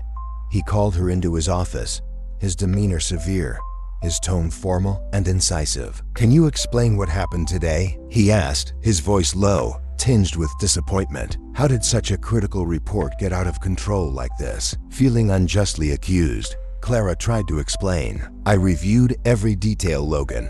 The numbers were accurate before they were uploaded to the presentation. Someone must have tampered with the data. She hesitated, knowing that, despite the truth, her words sounded like an excuse for a serious error. Logan studied her for a moment, and Clara could feel him scrutinizing her expression, assessing her words. But there was a rigidity in his gaze that made her wonder if he truly believed her. "Avery mentioned you were struggling with the data volume and might have overlooked something. Logan said, his tone impersonal, as though simply relaying information. Clara felt a surge of anger. Avery was trying to sabotage her, using Logan to question her competence. Taking a steadying breath, she tried to contain her frustration. "Avery said that?" Clara asked, striving to keep irritation out of her voice. "Logan, I worked tirelessly to ensure everything was accurate. I know something was changed without my consent." He continued to watch her in silence, a hint of conflicted emotion flickering in his eyes. It was clear he was torn, trying to decide whether her claim made sense or if it was simply an attempt to deflect blame. After a few tense seconds, he sighed, his gaze still serious. "Clara, you're a promising professional, but you need to understand that this environment demands extreme caution. I trusted you with this presentation, but trust must be upheld. If you don't have complete control over the reports you present, we may need to reconsider your responsibilities." His words hit her hard. She understood he was trying to be fair, but hearing him say this left her feeling betrayed. Clara didn't know which was worse, the evident sabotage by Avery or the fact that Logan was giving her accusations credence. "Logan, you don't understand. I didn't alter the numbers. Someone's trying to undermine me, and I believe you know who it is," she said, struggling to keep her frustration from shaking her voice. Logan looked at her, and his expression shifted. He remained silent for a moment, as if caught off guard by her directness. He glanced downward, took a deep breath, and then looked back up. "Clara," he said, his tone hinting at empathy, "you need to be careful. There are people here who will try to bring you down. I know that better than anyone. You need to learn to protect your work, to be more vigilant. Avery is highly regarded, and challenging her won't be easy." His response left Clara even more confused. He knew the risks, understood Avery's competitive nature, yet he seemed hesitant to take a stronger stand against her. It was as though he was trying to warn her, but was unwilling to get directly involved, as if he were protecting something, perhaps even himself. And this made Clara question how much she could truly rely on him. "Logan, you know Avery's trying to sabotage my work, don't you?" "She's not being honest," Clara pressed, hoping he would recognize the gravity of the situation. "You have to understand that I'd never let such a mistake slip. It feels like you're questioning everything I've worked to achieve." Logan met her gaze, his eyes filled with something she couldn't fully decipher. He appeared to feel the weight of responsibility, the need to maintain balance in the workplace. Yet he was also showing a reluctance that left her unsettled. "I understand, Clara, but sometimes protecting yourself means not confronting those who can create unnecessary problems," he said, his voice carrying a solemn tone. "Avery is an important part of this team, and dealing with this directly could have an even greater impact on your position. I don't want you to get involved in something that could harm you further." Clara felt his words touch on something sensitive. Logan was trying to protect her, but in a way she couldn't quite understand. He seemed to know more than he was willing to share, understanding the motivations and risks involved, but choosing not to confront them outright. The frustration this provoked was overwhelming. She stood and looked at him with a determination that surprised even her. "Logan, I need you to trust me. I need your support. If I can't count on you, then what's the point? I'm not asking you to be unfair to Avery, but I need you to at least consider what I'm saying." Logan rose to his feet, crossing his arms as if carefully considering her every word. He appeared to be wrestling with himself, caught between preserving the office structure and supporting her in a risk he knew was dangerous. Finally, he nodded slightly, his expression heavy with an intensity that nearly made her waver. "I'll make a decision, Clara, but understand that what you're asking isn't simple. I need you to be prepared for any consequences." Clara nodded, sensing that he had finally grasped the severity of the situation. She knew asking Logan to act against Avery was a risk, but she could no longer endure the constant, subtle sabotage. He watched her for a long moment, and before she left, he touched her shoulder briefly, a quick, almost imperceptible gesture, yet one that conveyed a mix of support and caution. In the days that followed, Clara noticed Logan paying closer attention to her work, reviewing her tasks more frequently and discussing each detail with added care. He never mentioned Avery directly, but Clara knew he was observing everything with vigilance, a silent watch to ensure she wasn't undermined again. This attention left her feeling torn between relief and pressure, but she knew that she was finally gaining Logan's trust on a deeper level. Even though the risks remained, Clara felt that, little by little, he was standing by her side. The company's annual party was an event eagerly anticipated by many and approached cautiously by others. It was a night of celebration, but also one of exposure. Clara, still affected by recent conflicts with Avery and by Logan's careful support, prepared with a mixture of excitement and apprehension. She knew this would be a night where she'd need to maintain her composure, navigate the nuances of each interaction, and above all, continue demonstrating her competence and resilience. She wore an elegant black dress,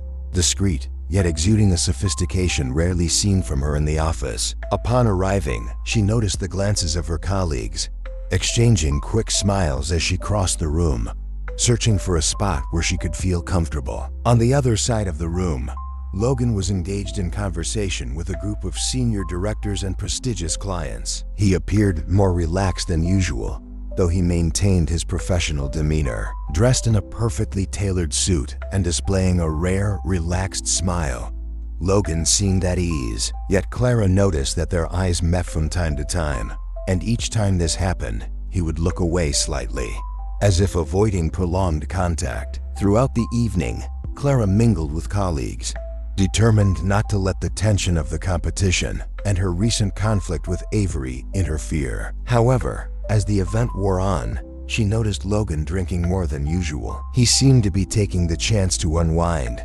perhaps trying to let go of the stress and pressure that accompanied his demanding role. Clara noted the softer expression on his face, the way he laughed and chatted with unusual lightness, but she also saw the vulnerability in his gestures. There was something unguarded about him that night, a hidden side rarely revealed. As the party drew to a close, Clara noticed Logan standing slightly apart from the other guests, leaning against one of the pillars with a distant look in his eyes. She approached him, hesitantly, but sensing something different about him, more approachable. When she came close, he looked at her, and his smile was a bit more genuine, without the layers of restraint he usually carried. "Clara," he said, his voice slightly slurred from the effects of alcohol but carrying a warmth she rarely heard.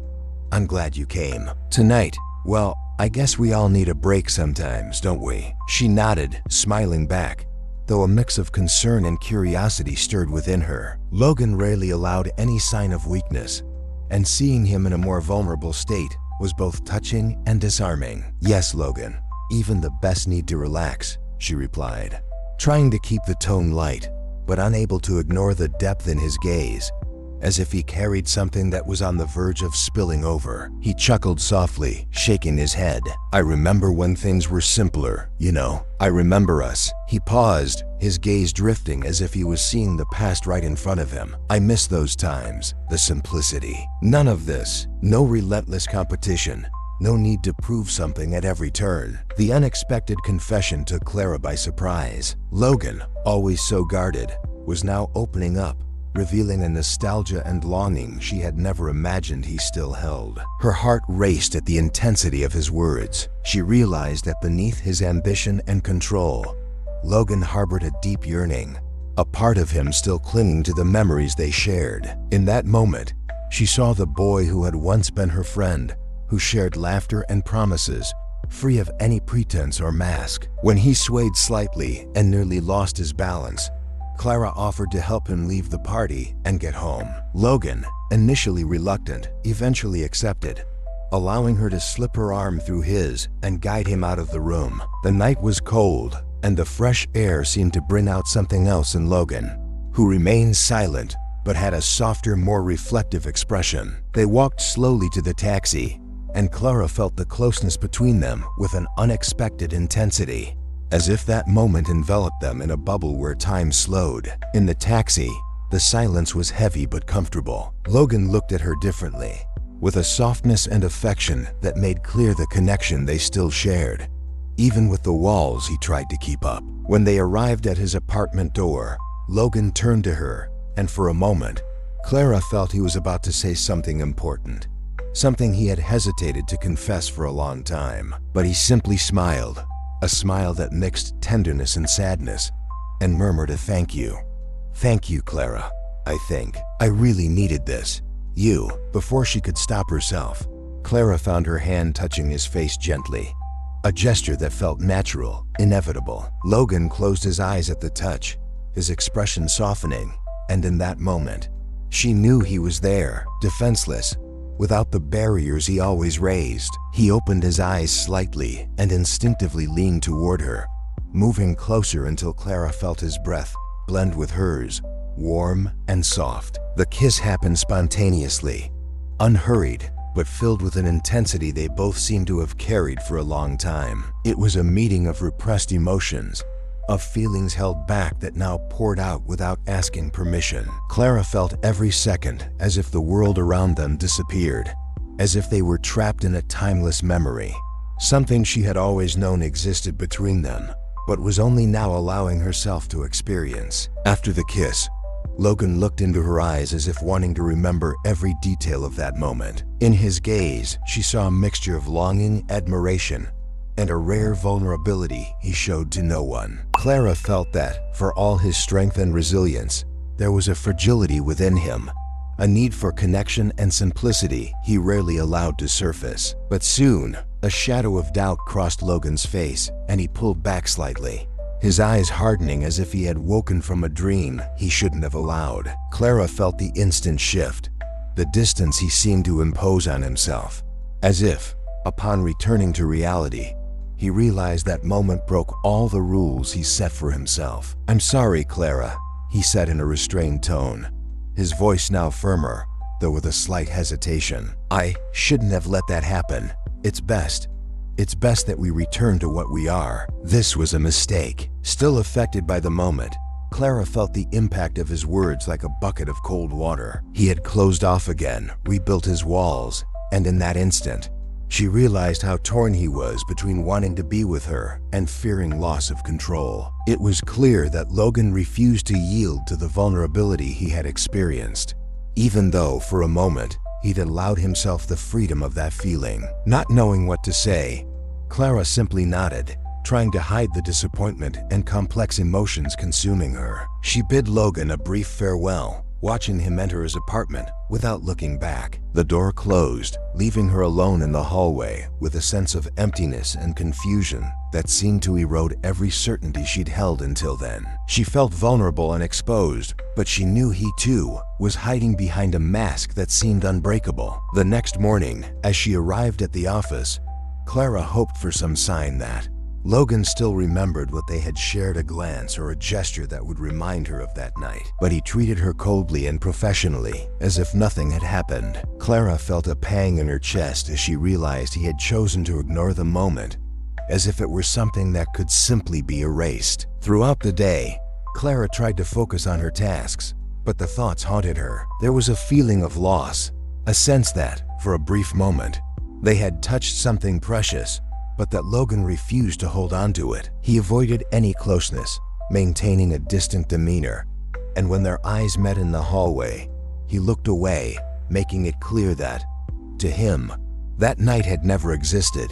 But Clara knew the truth was different. She knew that, no matter how hard he tried to hide it, what had happened between them had been real. The next morning, Clara arrived at the office still bearing the weight of confusing feelings that had overtaken her after that night. The memory of the kiss lingered, vivid, as though he were still by her side. But as soon as she spotted Logan at the building entrance, she immediately noticed a change in his demeanor. He avoided looking at her, and the distance between them seemed to have become a chasm. The first time their eyes met, he quickly looked away with a calculated coldness that made it clear he was set on ignoring what had happened. She tried to decipher what it meant and questioned what he truly felt, but each of his evasive gestures only deepened her confusion. Logan maintained his routine as always, but Clara could detect signs of tension in his movements, the rigid grip on his coffee cup, the prolonged pauses in front of his monitor, the way his eyes fixed on the spreadsheets without really absorbing their content. There was a restlessness he couldn't hide, and Clara, despite feeling hurt, could tell he was battling his own demons. To everyone else in the office, Logan seemed like the tireless, unflappable boss he always was, but Clara sensed he was fighting an internal struggle, as if trying desperately to suppress something he couldn't control. Yet, even as he tried to ignore her, Clara noticed that he wasn't completely absent. When she thought he wasn't watching, she caught glimpses of his gaze, as if he were there. Trapped between the need for distance and a stronger urge he insisted on stifling, those quick, fleeting glances were enough to stir turmoil within her, leaving her torn between disappointment over his coldness and hope that he still cared. At the same time, frustration grew with every calculated act of indifference, every detached word he used to reinforce the distance between them. Throughout the week, the routine became nearly unbearable. Clara tried to keep herself busy, throwing herself into projects with an intensity that bordered on exhausting. But even with all her focus on tasks, it was impossible to avoid the impact of each casual encounter with Logan. There was a physical distance between them that he seemed determined to reinforce. Yet, at unexpected moments, she saw signs of his own inner conflict. He remained attentive, watching from afar, and Clara noted that he struggled to find a balance between work demands and feelings he clearly couldn't ignore. In an important meeting with senior directors, Logan appeared particularly distracted. Clara observed him closely without him noticing, and saw his expression shift between his usual firmness and an odd hesitation. He would start sentences, then pause, his eyes fixed on some distant point, as if something were holding him back. At one point, a director asked a complex question about the company's strategic planning,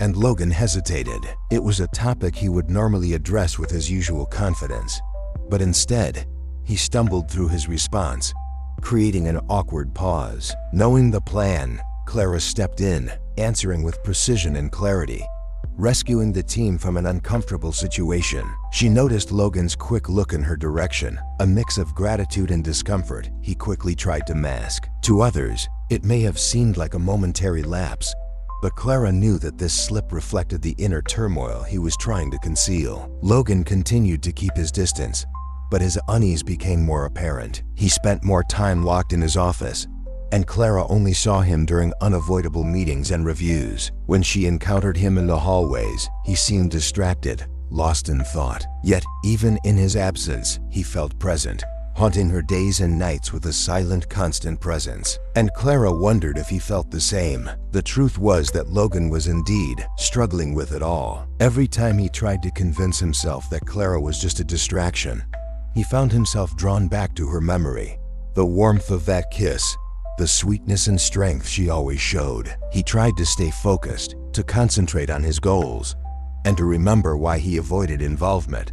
But the image of Clara returned with every pause, every silence. In important meetings, he found himself wondering what she would think, what ideas she might have. He realized that instead of being just a colleague, she had become essential, something he could no longer ignore, no matter how hard he tried. Nights became difficult. Logan, usually so methodical, found himself lost in thought, unable to shake off what had happened between them. He remembered the softness of Clara's touch, the intensity of the kiss they shared, and how much he yearned for more. But there was a fear in each memory, a reluctance to allow himself this kind of connection that he felt he couldn't sustain. He wasn't accustomed to fragility, to attachments he couldn't control. He tried to stifle these feelings, convincing himself it was only a temporary distraction, an emotion that would soon fade. But deep down, he knew he was lying to himself. Meanwhile, Clara tried to understand what that distance meant to him. She knew Logan was reserved, that he didn't get easily involved.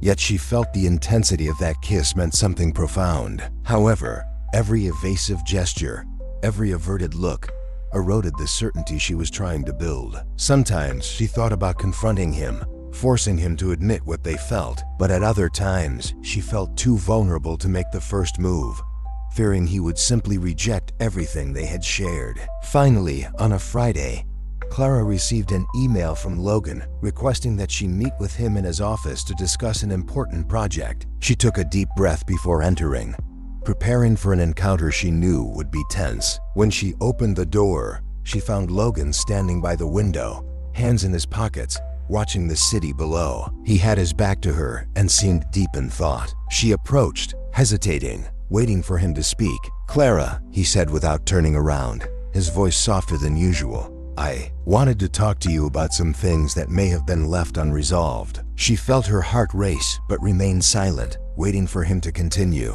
Logan took a deep breath before turning to face her, his gaze intense enough to make her shiver. He looked like he wanted to say something, but the words seemed heavy in his mouth, as if he was fighting something inside. "I know that lately my behavior has been confusing," he continued, avoiding her gaze for a moment before returning, his eyes fixed on hers. "I've been avoiding you, and maybe that's left you frustrated. But I just want you to know that it's not personal." Clara swallowed, gathering the courage to confront him. "It's not personal, Logan," she said, her voice carrying a mix of frustration and sadness. "After that night, do you really think you can act like nothing happened? That this can just be ignored?" Logan met her gaze, his expression hardening slightly, but she could see the silent struggle in his eyes. He was fighting to keep control, to resist his own feelings. And then he sighed, looking defeated. "Clara, you don't understand. I can't allow myself this kind of distraction. I need to stay focused, to make sure nothing interferes with my goals. I know this may sound harsh, but it's the only way I know to keep things under control." She felt the pain in his words, in the way he tried to justify his own walls. He was clearly torn between the feelings he had for her and his need to maintain his usual restraint and absolute control. Clara felt a mixed understanding of compassion and sadness. She understood his struggle, but at the same time, knew that this was hurting them both. "So that's it, Logan," she murmured, trying to keep her voice steady. "You're willing to suppress everything you feel just to keep this armor?" He remained silent, but the expression on his face said it all. There was hidden pain in his gaze, a repressed longing, but also a stubborn refusal to allow himself the possibility of giving in. Logan looked away, his expression hardening, and Clara realized he wasn't prepared to let go of his defenses, no matter what he felt for her. With a resigned sigh, Clara nodded, accepting, against her own will, the choice he was making. Without saying another word, she left the office, leaving him alone with his uncertainties. As she closed the door behind her, she felt the weight of the distance he had chosen to impose. But as painful as it was, she knew that choice was out of her control. Back at her desk, Clara tried to contain the emotions flooding her, but deep down, she knew that this chapter between them was far from over. A few weeks after the tense conversation in Logan's office, Clara received an unexpected invitation. A competing company, known for its innovative environment and growing ambition in the market, was expanding and interested in hiring her. The offer arrived via formal email, but it was tempting.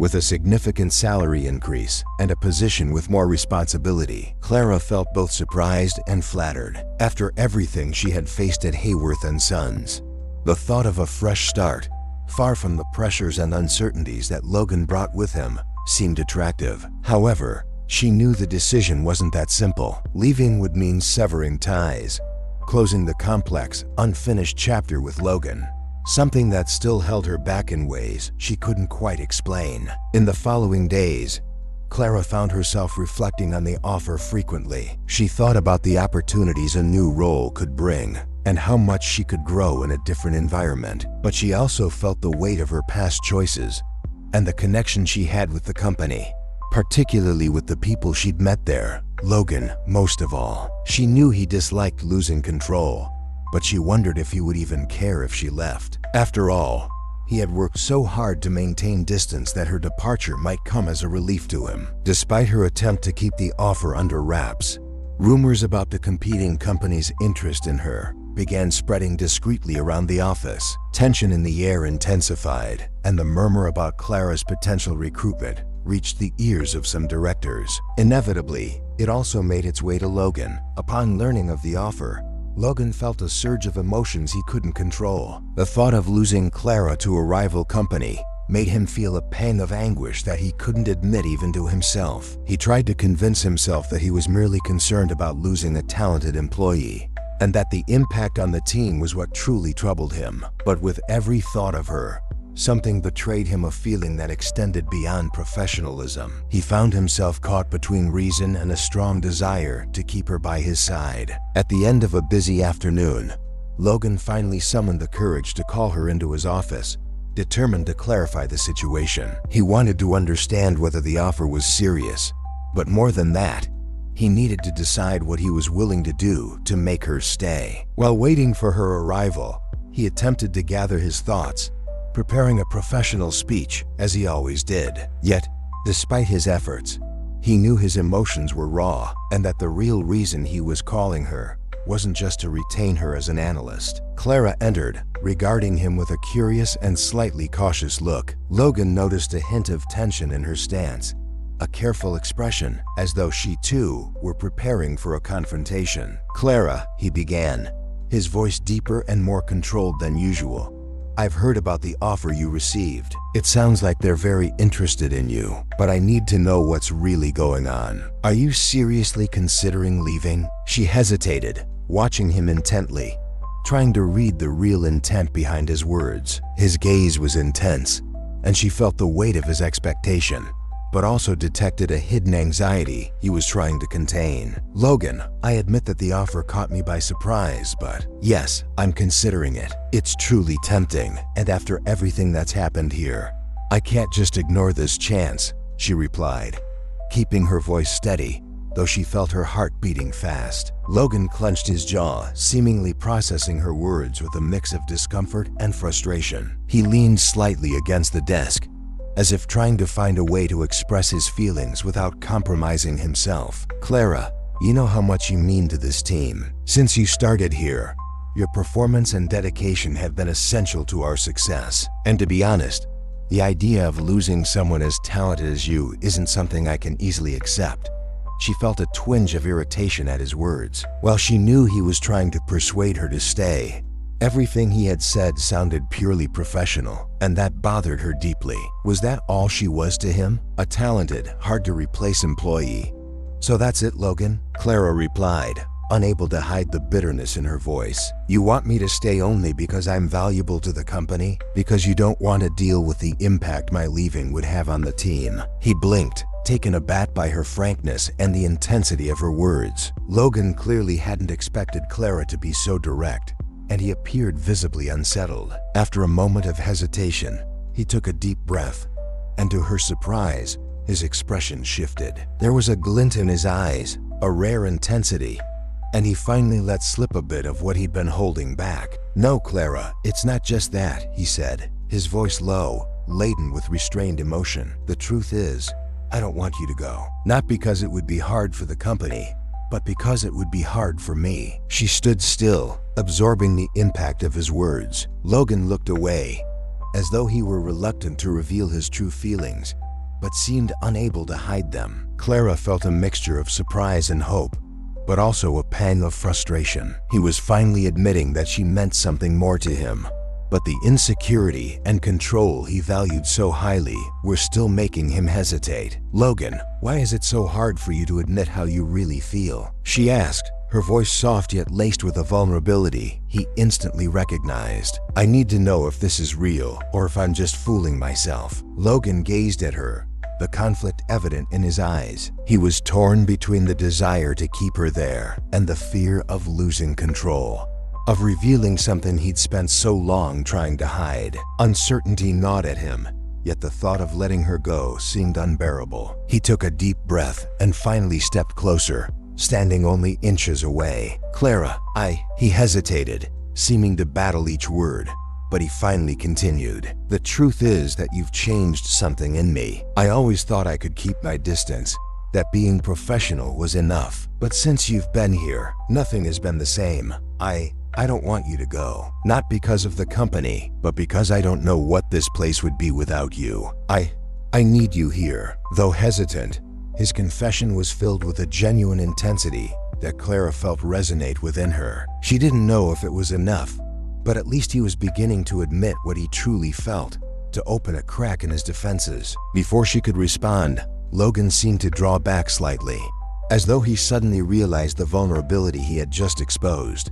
"I'm sorry," he said quietly, looking away. Maybe I went too far. I don't want to hold you to a place where you don't feel valued." Clara felt a quiet pain seeing him retreat like this, as though he was one step away from tearing down all his barriers, yet continued to resist. She knew he was wrestling with himself, and that admitting his feelings was a colossal challenge for someone like him. She felt her heart torn between wanting to stay and her frustration at seeing Logan trying to control what he felt, as though any vulnerability posed a threat. "Logan, I want to stay, but I need this to be more than just an offer to keep an employee. I need you to be honest with me and with yourself. I can only stay if I know this is real for both of us." He looked at her, and Clara saw the uncertainty in his gaze. Logan knew this was a chance to be truthful, to finally face what he felt. After a moment of silence, he raised his hand, gently touching her face, as if trying to memorize every detail.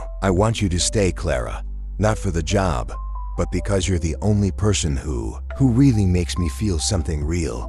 Someone who reminds me who I am. I need you, but I'm also afraid to lose you, and afraid to let you in." His words were filled with a sincerity Clara had never seen in him. It was as if he was finally willing to face his fear, even without knowing what might follow. And as she listened to his confession, she felt that perhaps it would be enough. After the conversation in Logan's office, Clara felt more conflicted than ever. He had opened up like never before, revealing feelings that hinted at something deep. Yet he still seemed trapped between fear and his desire for control. She wasn't sure if she could trust his words, or if they were just another attempt to keep her within the walls of a company that often felt hostile. The offer from the competing company weighed on her mind, and she knew a decision had to be made. As much as she felt for Logan, she couldn't ignore how he made her doubt herself. That night, alone in her apartment, Clara stayed up late, replaying every detail of their last conversation. She was on the verge of making a decision and knew that to move forward, she needed more clarity, not just about Logan's feelings, but about what he truly wanted for them both. His words had been full of emotion, yet her doubts lingered. She wondered if he was truly willing to take the next step with honesty. The following morning, Clara decided she needed space to think. Arranging her work schedule to avoid direct interactions with Logan, she focused on her tasks, avoided conversations that could turn personal, and kept a low profile. The tension, however, didn't go unnoticed. Logan seemed unsettled, casting furtive glances her way, but respecting the distance she seemed to impose. He didn't push for conversations, but the atmosphere between them grew increasingly strained. After a few days, Clara responded to the other company's offer, requesting more time to consider it. She felt torn, as though part of her was waiting for Logan to show her something more, but she knew time was running out and that she couldn't wait forever. Then, on a Friday evening after work, she received a message from him, asking her to meet him at a quiet cafe in the city. Surprised and slightly hesitant, Clara agreed. When she arrived, she found Logan already seated at a secluded table, his eyes fixed on the cafe entrance. He looked visibly tense,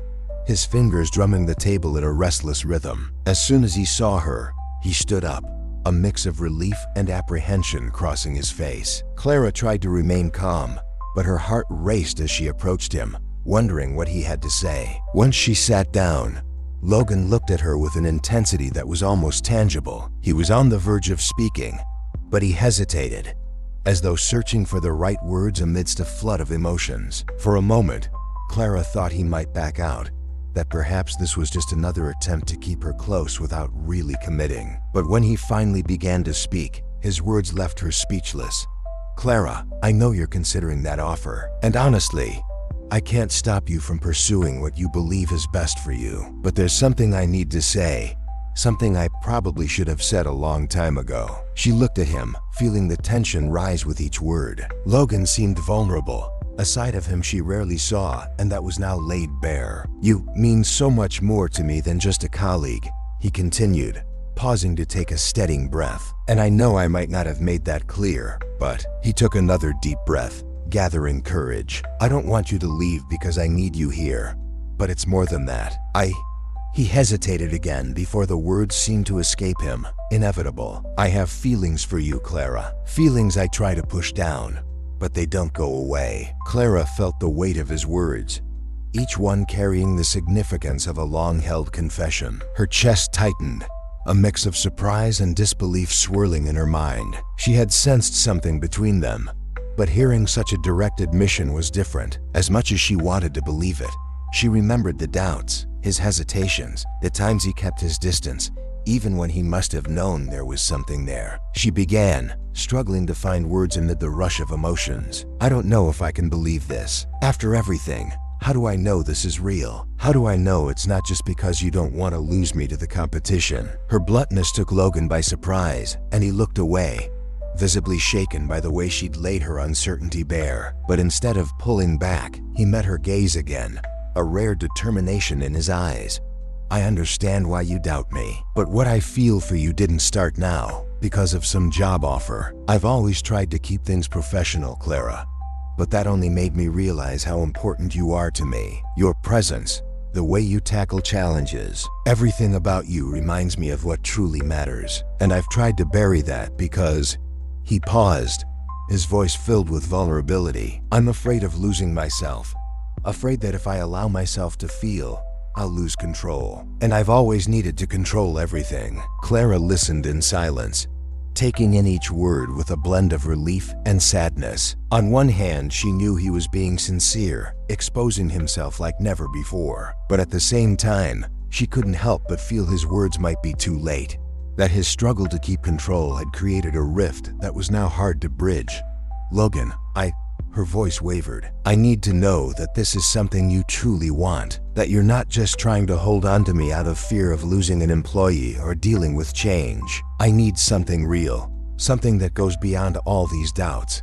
Logan nodded, understanding the depth of her words. He leaned forward, taking her hand gently, his eyes filled with a feeling that was both urgent and tender. Clara, I know I've been wrong to try and control everything, even my feelings for you. I distanced myself, tried to ignore it, but now I see that this is what truly matters. It's not about work, it's not about the company, it's about you and what you mean to me. The intensity of his words resonated within Clara, touching a delicate, emotional chord. She wanted to believe him, to trust that he was truly ready to fight for what they felt. But after so many doubts, she still felt afraid to give herself completely. Logan, I need proof. I need you to show me that you're truly committed, that you won't pull back when things get tough. I can't stay in a relationship where I feel like I'm always one step away from being left behind. Logan squeezed her hand gently, his gaze fixed on hers with a sincerity that deeply moved her. He seemed ready to face anything,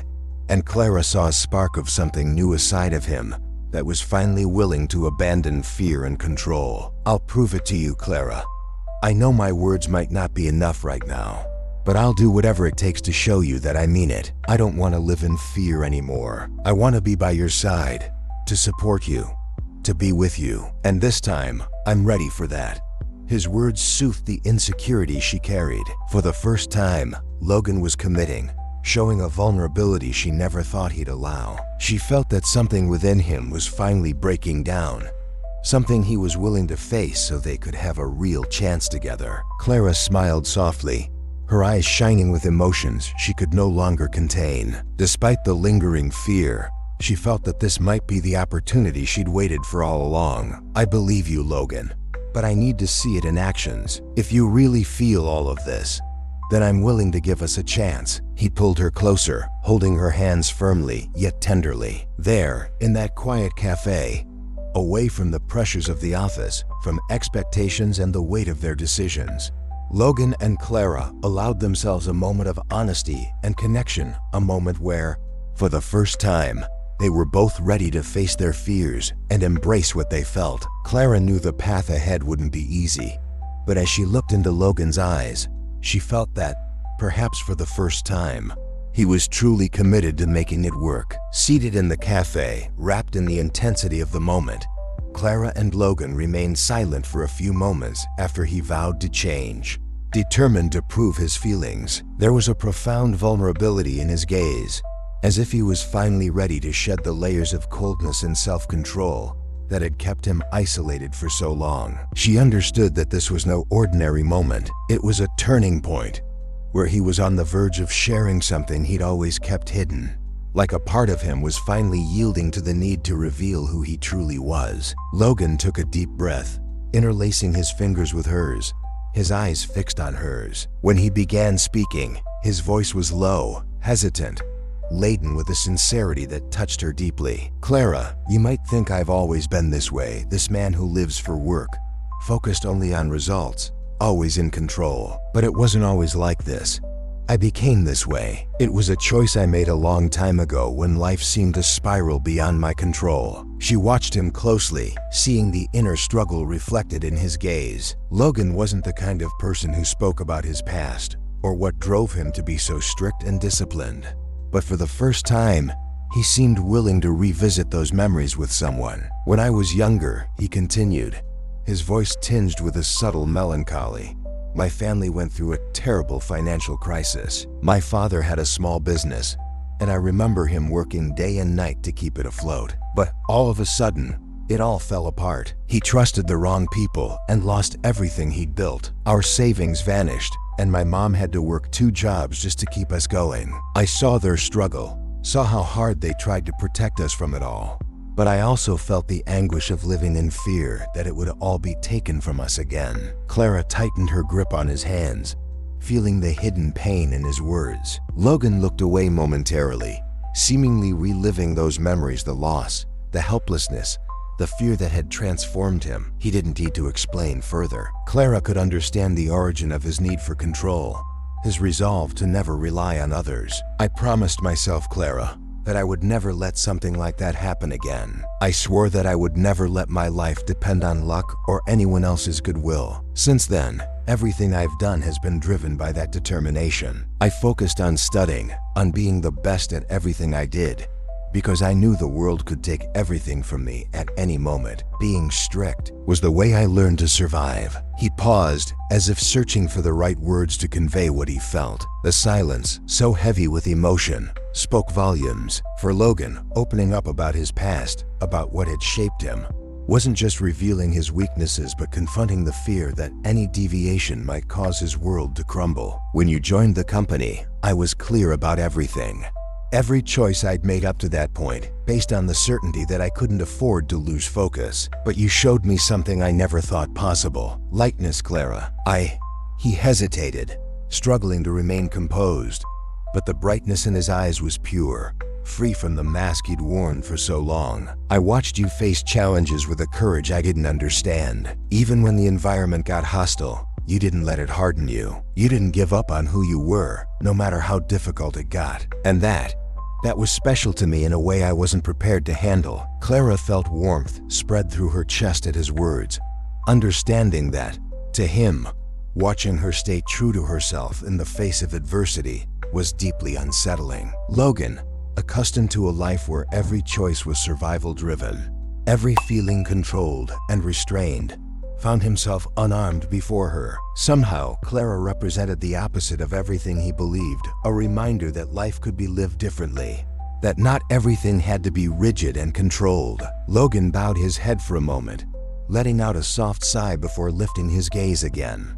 His fingers still intertwined with hers. "I kept my distance because I was afraid of letting you affect me. I thought that if I allowed myself to feel, I'd lose focus, stray from my goal, my plan. But I was wrong. I lost control anyway while trying to run." He chuckled softly, a low, almost incredulous laugh, as if allowing himself for once to laugh at himself and the defenses he'd built. Clara watched him, absorbing every word, uncovering the layers of the man before her and what he'd had to endure to become who he was. Despite the hurt his decisions had caused her, despite his attempts to distance himself out of fear, she understood the reasons that had driven him. "I always believed that if I stayed focused, I could keep everything under control," he continued, his voice softer, almost a whisper. "But you showed up, Clara, and showed me there's more. That fear doesn't have to be the only way." Clara looked at him, her eyes glistening, taking in every revelation, every part of the man he was allowing her to see. She felt that, finally, she was getting to know the true Logan, the one who guarded his pain and vulnerabilities as though they were treasures. The one who feared losing everything he'd built, yet no longer wanted to live a life of emptiness and solitude. There was something profound in this openness, something that touched her in a way she'd never imagined. Logan, I never wanted to pull you away from what you value. I just wanted to be by your side. Wanted you to let me be part of your life. I knew there was more to you, that all this control was a form of protection. I just didn't know how much." He looked at her with an intensity that seemed to carry a newfound commitment, as if by revealing his past, he was also pledging to no longer hide his true self. Logan held her face in both hands, and she felt both the vulnerability and the strength in that touch. "I know it might be too late to say this, but Clara, you're the only person I can truly be myself with. And for the first time, I don't want to fight that. I don't want to lose you. I want you in my life, by my side, with no walls between us." His words carried real weight, a sincerity Clara knew came from a deep place, a place he had kept hidden and protected, but was now finally offering to her. She felt that by opening up this way, Logan was giving her the truest part of himself. He wasn't just admitting his past and his wounds. He was acknowledging that he needed Clara to rebuild something within himself. She held his hands, still on her face, and for a moment, allowed herself to get lost in the intensity of that moment. She felt that they were finally ready to try. His past, with its pain and motivations, was no longer a secret between them. Now she knew the weight he carried, the fears that drove him, and at the same time, the love he was finally willing to admit. "I believe in you, Logan," she said, her voice filled with tenderness and understanding. "But we need to do this together, without fear, without hiding how we really feel. I want to be by your side, but you have to let yourself truly live." He nodded, his gaze fixed on hers, as if, in that moment, he'd found the peace he'd always sought. Logan's face softened, and he pulled her close, embracing her in a way that expressed everything he felt, with no more reservations. In Clara's arms, he felt that he could be more than the strict, ambitious man he had built to protect himself. With her, he felt he might finally be able to live with a purpose beyond fearing the loss of everything he had built. Clara allowed herself to melt into his embrace, feeling that, at last, the man standing before her was the real Logan, without masks, without reservations. She knew the road ahead would still hold challenges, but she was certain that he was truly committed this time, ready to give up absolute control for something greater. After their night of revelations, Clara found herself consumed by conflicting feelings. Logan's intense words, his openness about his past, and the vulnerability he finally showed had deeply moved her. For the first time, she felt he was genuinely by her side, willing to dismantle the walls he had built around himself. And yet, she couldn't ignore the lingering doubts, the fear that made her question if all of it was enough to risk her future. That night, alone in her apartment, Clara spent hours lost in thought. It was as if every possible future path was entwined with her fears and uncertainties. Logan had confessed his feelings and committed to trying, but she knew the competitive, demanding environment of the company could turn any relationship into a constant battle. Clara had already felt the weight of the daily pressures and feared that by getting involved with Logan, they'd both fall into the traps that work presented. She wasn't sure they could withstand that. The next morning, Clara received an email from the competitor inviting her for a final meeting to discuss the offer's details. Her heart raced. It felt like the universe was giving her one last chance to take a different path, a path where she could start over without the conflicts and pressures she felt at Hayworth and Sons. Accepting the offer would mean the chance to build her career in a new environment, away from the complexities of her relationship with Logan and the challenges of the competitive workplace. But at the same time, she felt torn. Leaving the company would also mean leaving Logan, just as he had finally opened up, ready to let her into his life. Throughout the day, Clara avoided Logan, knowing that seeing him might weaken her resolve. She needed clarity. She needed to make this decision on her own without the influence of the feelings he stirred within her. Yet she knew her choice could have an irreversible impact on everything they were building. That evening, Clara went to a nearby park, hoping for the calm she needed to reflect. The night air surrounded her, and she took a deep breath, trying to connect with what she truly felt. Walking alone among the trees, she revisited every moment she'd shared with Logan. From the initial clashes to the moment he finally opened up to her, she felt that she was falling for him too, that he had become an essential part of her life. but she wasn't sure if their love would be strong enough to withstand the weight of all the pressures they both faced at work. Lost in these thoughts, Clara found herself split between two versions of herself. One part wanted to stay, to fight for this love that seemed finally to be blossoming. She wanted to believe that together they could face any obstacle. But another, more rational part feared that the intensity of the corporate environment and the constant demands would suffocate their relationship, turning what was now love into something painful and unsustainable. Amid this storm of thoughts, her phone rang, and she saw Logan's name on the screen. He rarely called outside of work hours, and his reaching out now, in the midst of everything they were facing, made her anxious. After a moment's hesitation, she answered. "Clara?" His voice was soft and slightly unsure, a tone she wasn't used to hearing from him. "Logan," she replied, trying to keep her voice steady even though her mind was flooded with uncertainty. "I know, maybe I shouldn't be calling," he began, hesitating with each word, "but I can't stop thinking that maybe you're considering the competitor's offer. And He paused, as if searching for the right words. "I just want you to know that, whatever your decision, I'll support you, even if it means letting you go." His words hit her unexpectedly. It was as if, by giving her this freedom, he was showing just how much he truly cared, showing that his love for her wasn't tied to a need for control. Logan was finally willing to let go, to respect her choice, no matter how painful it was. "Logan," Clara answered, her voice barely a whisper. "I didn't want things to be this complicated. I really care about you, but I'm afraid that work, the pressures, all of it will end up pushing us apart." He sighed on the other end of the line, and Clara could imagine his expression, the intense yet vulnerable look she knew so well. "I understand, Clara. I know the environment we're in is difficult, that there's constant pressure, and that the company demands so much from all of us, and maybe I let that affect how I handled US." He paused, as if uncertain whether to continue. "But I'm willing to change.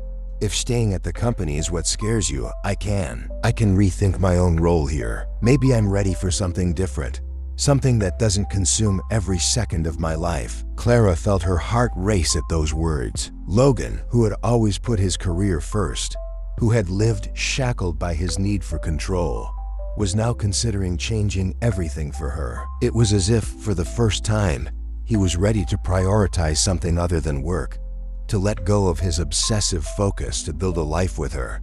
"Are you saying you'd leave Hayworth and Sons?" Clara asked, her voice filled with surprise and disbelief. Logan hesitated before answering, but the intensity in his words made it clear he was being sincere.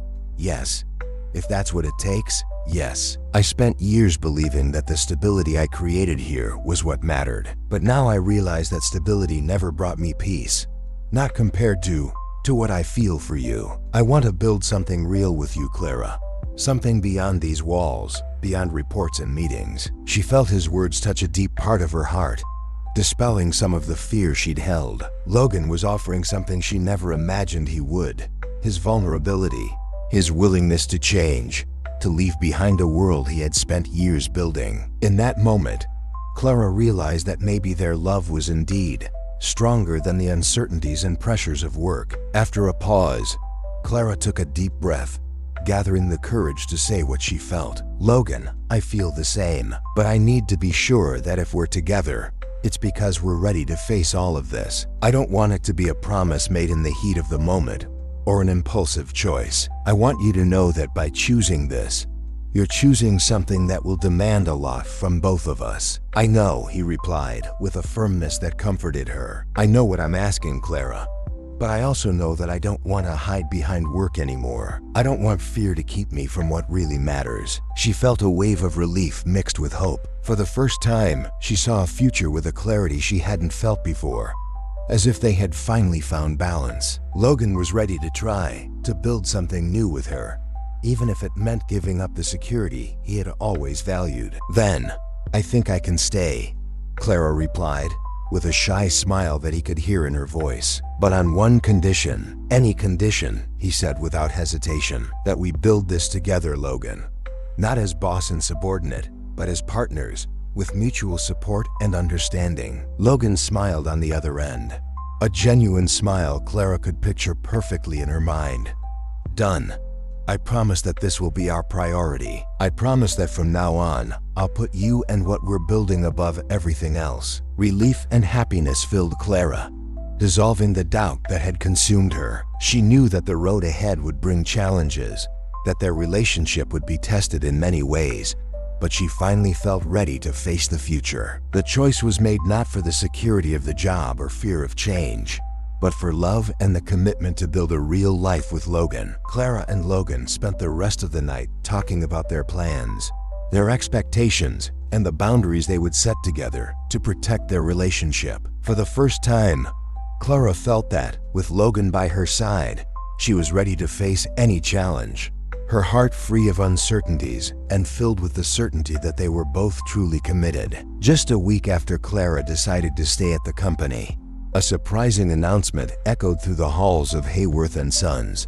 Logan Blake, the promising executive and favorite to take on a new strategic director role, had chosen to turn down the promotion. Shock rippled through the office, leaving everyone stunned. Rumors began to spread quickly. For his colleagues, Logan's decision was inconceivable. He had always embodied ambition and unwavering commitment to his career. Turning down such an opportunity seemed impossible. Only Clara knew that this act had a deeply personal reason and revealed a transformation few understood. The night before the official announcement, Logan and Clara had discussed every detail calmly, and she could see in his eyes that his decision was genuine and final. They sat together on her apartment sofa, wrapped in a conversation that went far beyond work and ambition. Logan, with a serious expression, had held her hands, fingers intertwined, conveying the certainty that guided his choice. "Clara, I know what this promotion represents for my career, and I know what everyone expects from me. I've worked for years to reach this point, to have the chance to lead. But this time, I want my choice to be about more than just the next position, more than a title. I want this choice to be about us," he said, his voice low but laden with sincerity. Clara felt the profound impact of his words, the strength of a commitment that couldn't be measured by achievements or status. Over the past weeks, she had seen how much he struggled to find balance between wanting to be with her and the demands of the company. And now he was showing what truly mattered. "Logan, are you sure? I know how much this opportunity means to you. I don't want you to do this impulsively or because you feel you need to prove something to me," she said cautiously, though deep down she knew that this sacrifice was proof of a love he rarely expressed in words. He looked at her, his eyes intense and steady, leaving no room for doubt. "Clara, my career has always been my priority. It was all I had, all I could rely on. But now I see it doesn't make sense if it means losing you or turning what we're building into something chaotic. I don't want you to feel you're competing for my time, my dedication. I would rather be with you, building something real, than chase after any position." For Logan, giving up the promotion was a milestone. It was more than a career decision. It symbolized how far he was willing to go to change his life and make room for a genuine relationship, something he had never allowed himself before. Over the years, his path had been meticulously planned, every step taken with the goal of achieving success and security. But now finally, he was freeing himself from the armor he had built, accepting that love and vulnerability were values as important as his career goals. On the morning the official announcement was made, Clara noticed the intensity in her colleagues' glances. Some showed admiration for Logan's courage.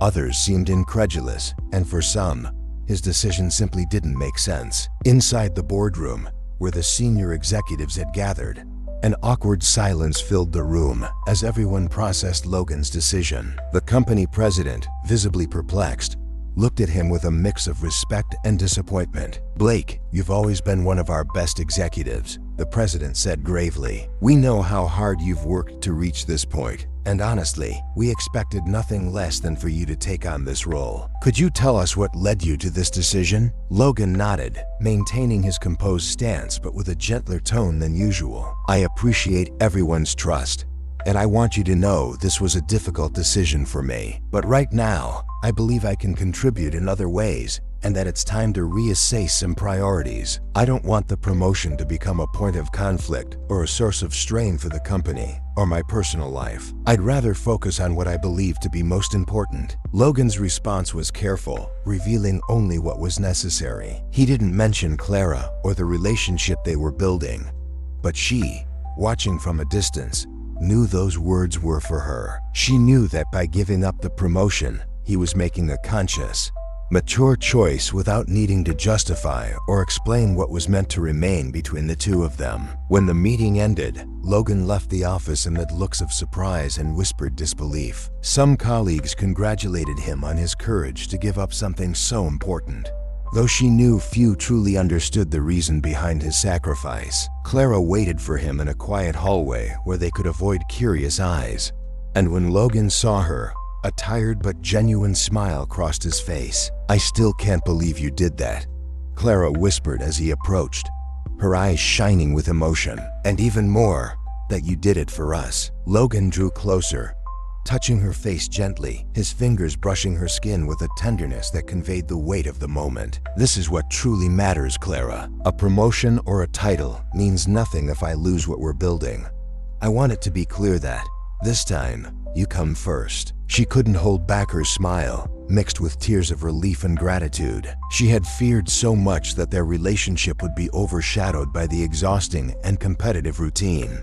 But now Logan was showing, through actions not just words, that he was ready to put love above ambition. For him, the true victory wasn't the title. It was the freedom of finally being at peace with himself, building a future with someone he genuinely loved. The days that followed were marked by a serenity she hadn't thought possible. Logan, always so dedicated and methodical, spent more time with Clara, prioritizing their relationship in an authentic way. He took her on walks through the city, shared books he loved with her, even took her to dinner at a restaurant he frequented in his college days, a place with stories of a Logan he had never before shared. Clara finally felt secure, wrapped in a relationship free of rush and unnecessary pressures. Together, they found a new way to share their days. Their conversations no longer revolved around reports and company challenges. They talked about dreams, the future they wanted to build, and the little things that made their hearts beat. For Logan,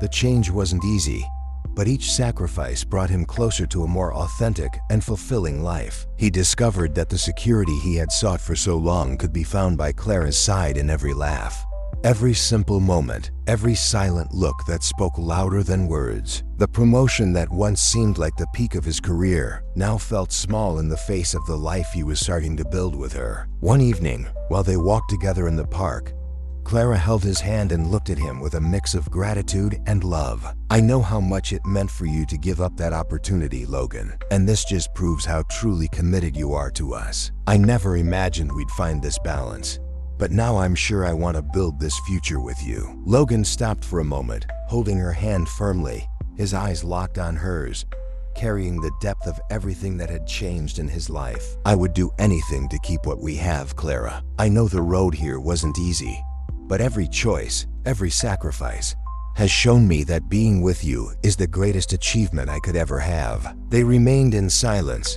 but it was a silence filled with meaning, a silence that held everything they were building together. Logan pulled her into a hug, one that dissolved doubts and fears, sealing a promise of a future built on trust and conscious choices. Clara knew that their love could survive any challenge, because now they were both willing to sacrifice whatever it took to preserve what they held most dear. The days of peace and harmony between Clara and Logan, seemingly the beginning of a promising new chapter, were soon overshadowed by an unexpected threat. Avery Steele, always observant and strategic, noticed subtle changes in Logan and Clara's behavior, shared glances in the corridors, a new, barely concealed closeness, and of course, Logan's surprising decision to turn down the promotion. To Avery, every move within the company was an opportunity for advancement and power. The relationship was more than an office romance. It was a weakness she could exploit. Avery, with her sharp eye,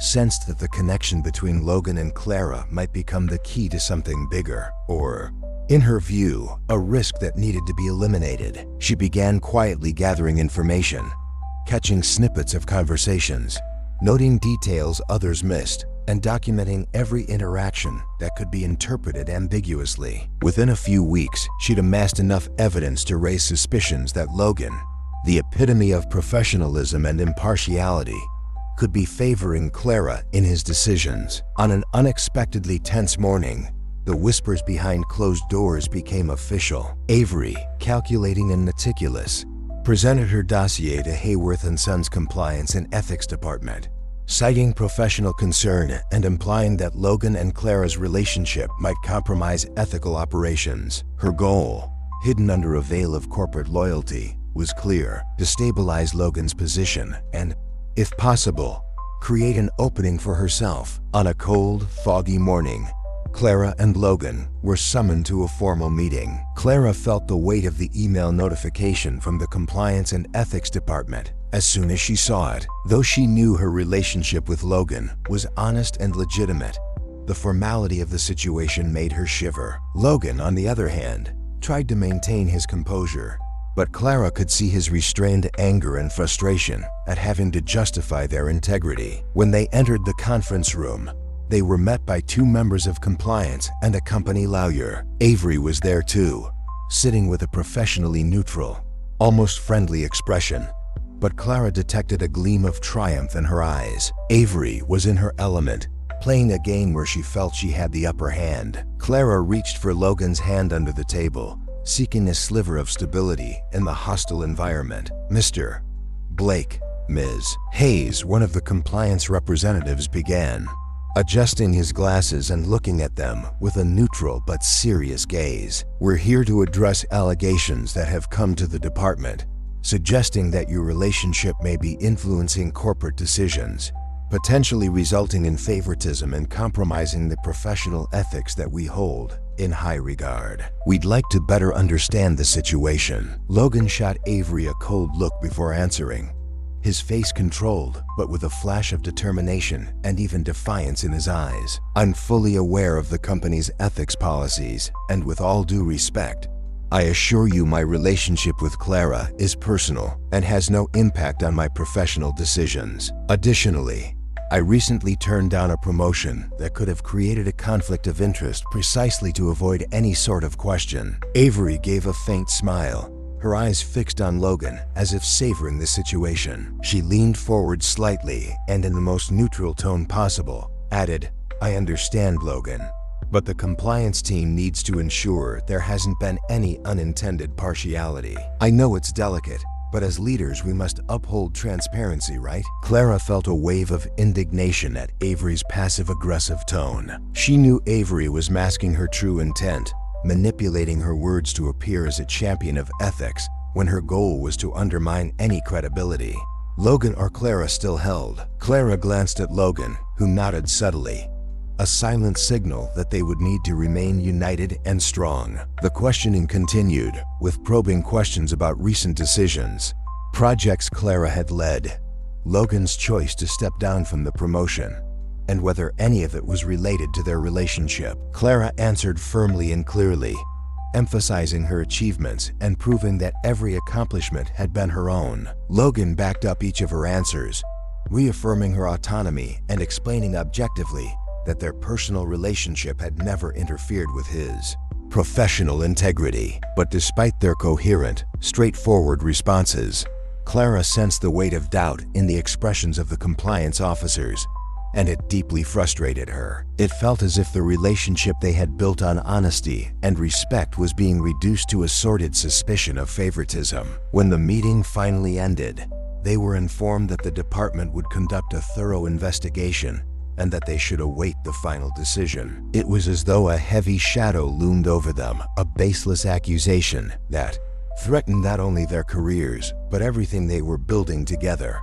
As they left the room, Clara fought back tears. She walked alongside Logan down the corridors, keenly aware of the stares that followed them. When they finally reached the exit, Logan gently held her arm, pulling her aside to a quieter corner. "Clara, I'm so sorry," he said, his voice heavy with regret and frustration. "I should have anticipated that someone would try to use this against us, to twist what we have into something dirty." She looked at him, seeing the reflection of her own pain in his eyes. "Logan, you don't have to apologize. They have no right to interfere in what we're building. We work together, but that doesn't take away from what we've achieved as professionals.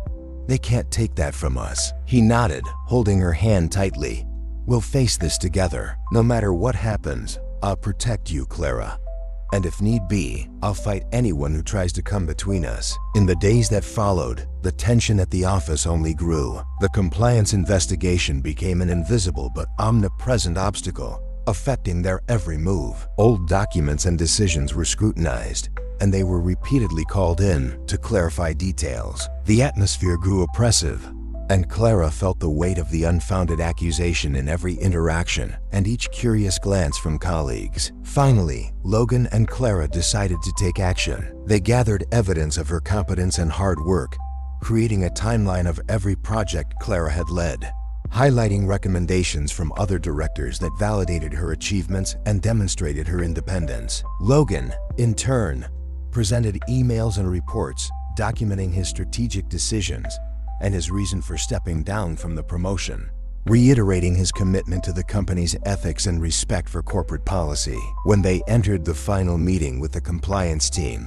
they were ready, armed with all the proof they needed to protect their careers and integrity. Clara spoke first, her voice steady and confident, detailing her work history and proving that she was more than capable of every task entrusted to her. Logan backed up each of her points, and together, they defended what they had built, showing that their relationship was genuine and grounded in respect and honesty. At the end of the meeting, the compliance team had no choice but to acknowledge that the accusations were baseless. After weeks of tension and uncertainty, Clara and Logan cleared their names, proving the legitimacy of their relationship and their professional commitment. As they left the meeting room, a feeling of victory and relief enveloped them. They had overcome the toughest test they had faced together, and in that moment, Clara knew that what they had was unbreakable, something no intrigue or manipulation could destroy. After the long, grueling meeting with the compliance department, Clara and Logan felt the weight of the weeks-long investigation finally begin to lift. But the fear and tension still lingered. They knew they would need the support of their colleagues and their own strength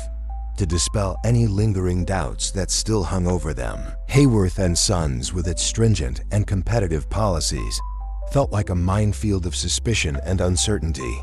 Yet Clara and Logan were resolved to face it all together. The next day, as they entered the office, Clara noticed a change in some of the glances cast their way. As expected, a few colleagues still seemed curious or skeptical, but others looked at them with expressions of support and even admiration. One of the first to approach was David, a colleague Clara had known since her early days at the company and who had always valued her hard work and dedication. David, with a serious expression, stopped by her side and congratulated her in a low voice. "Clara, I know this has been a difficult situation for you, but I want you to know that many of us see who you really are. What's happening is absurd, and it's clear to me and to others that you earned everything on your own merit," he said, casting a meaningful glance at Logan, who, hearing David's words, nodded gratefully. Clara felt a wave of relief and gratitude. Until that moment, she hadn't realized just how much the trust of her colleagues meant to her,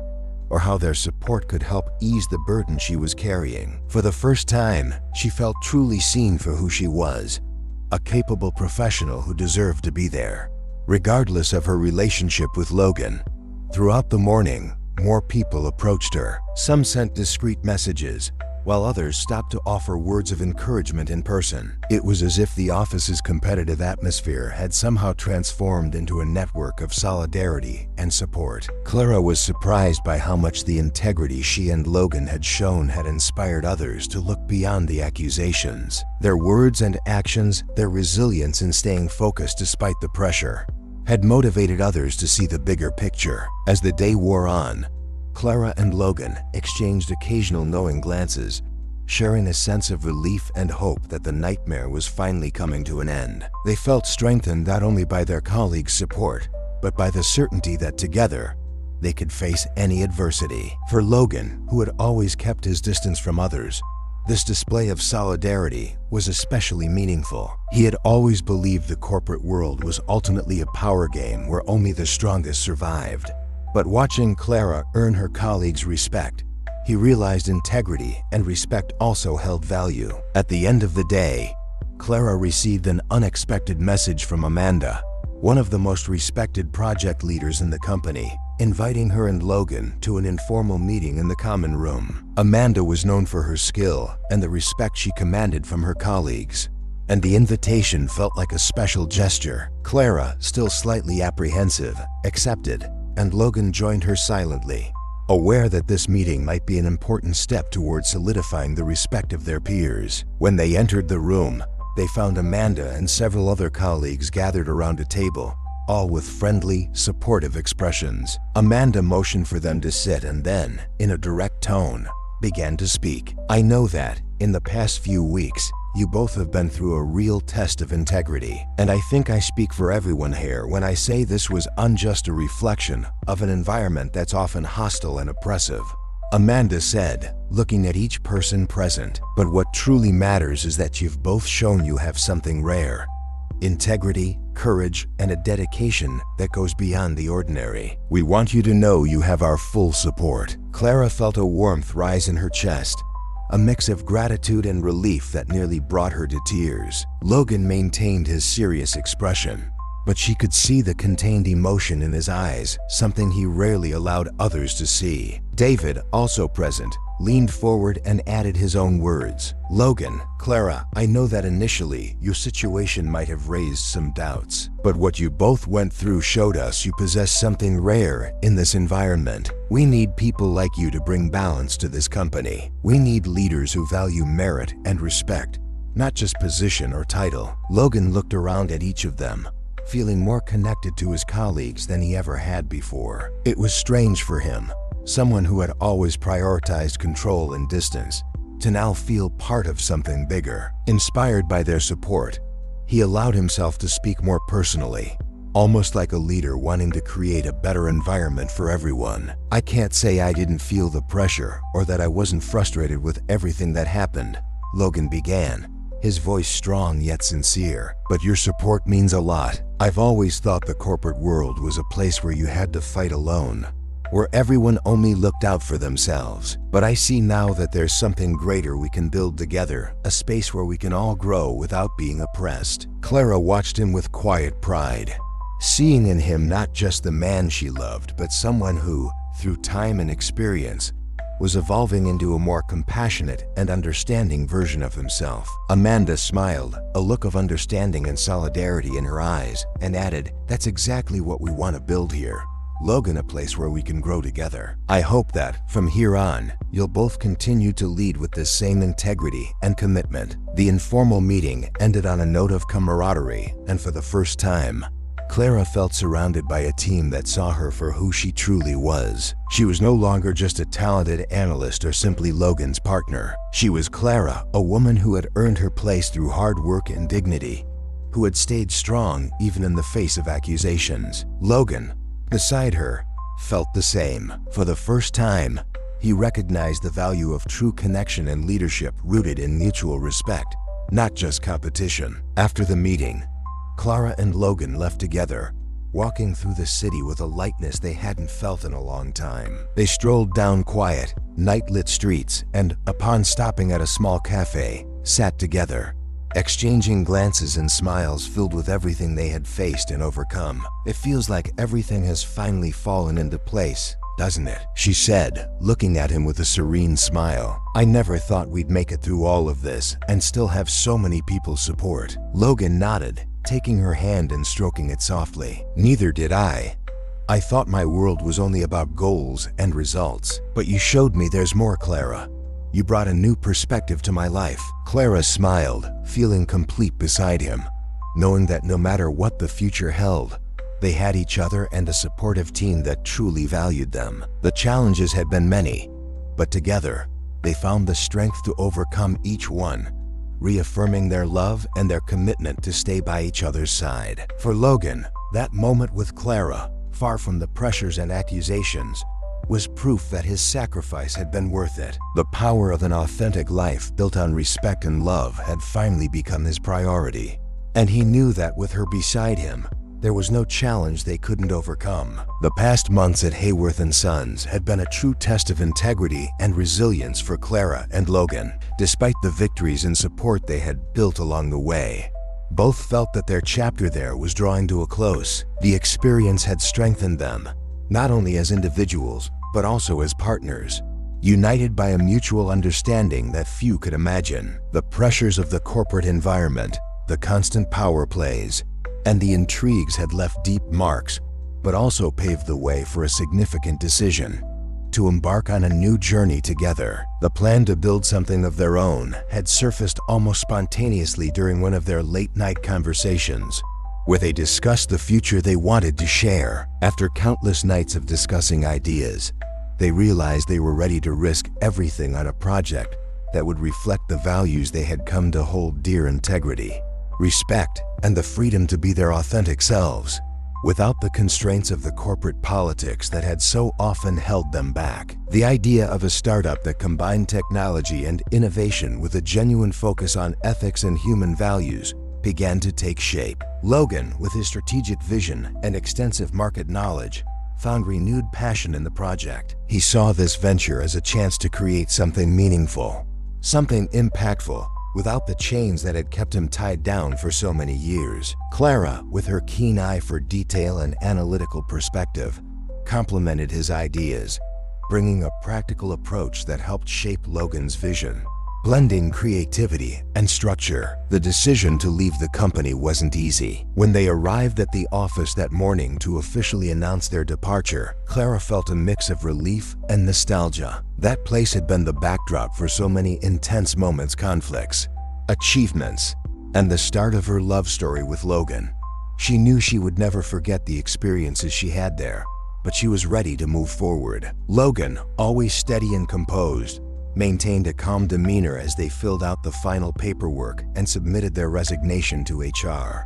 Some colleagues were shocked by their decision, while others congratulated them on their courage. Amanda and David, who had become friends and supporters during the challenging accusation episode, were the first to approach them, expressing their gratitude and admiration for what they had brought to the team. "You two have been an inspiration to us all," Amanda said, hugging Clara tightly. "I know the company will miss you both, but I'm proud to see people like you stepping out to create something of your own with values we all respect." David shook Logan's hand with respect and smiled at them both. "Promise you'll keep us updated on your next steps. I have no doubt you're building something incredible." With farewells made and the paperwork signed, Clara and Logan found themselves in the company parking lot, ready to take the next step. Logan took her hand as they looked at the building for the last time, a symbol of all they had endured together, and now, a reminder of a chapter that was closing.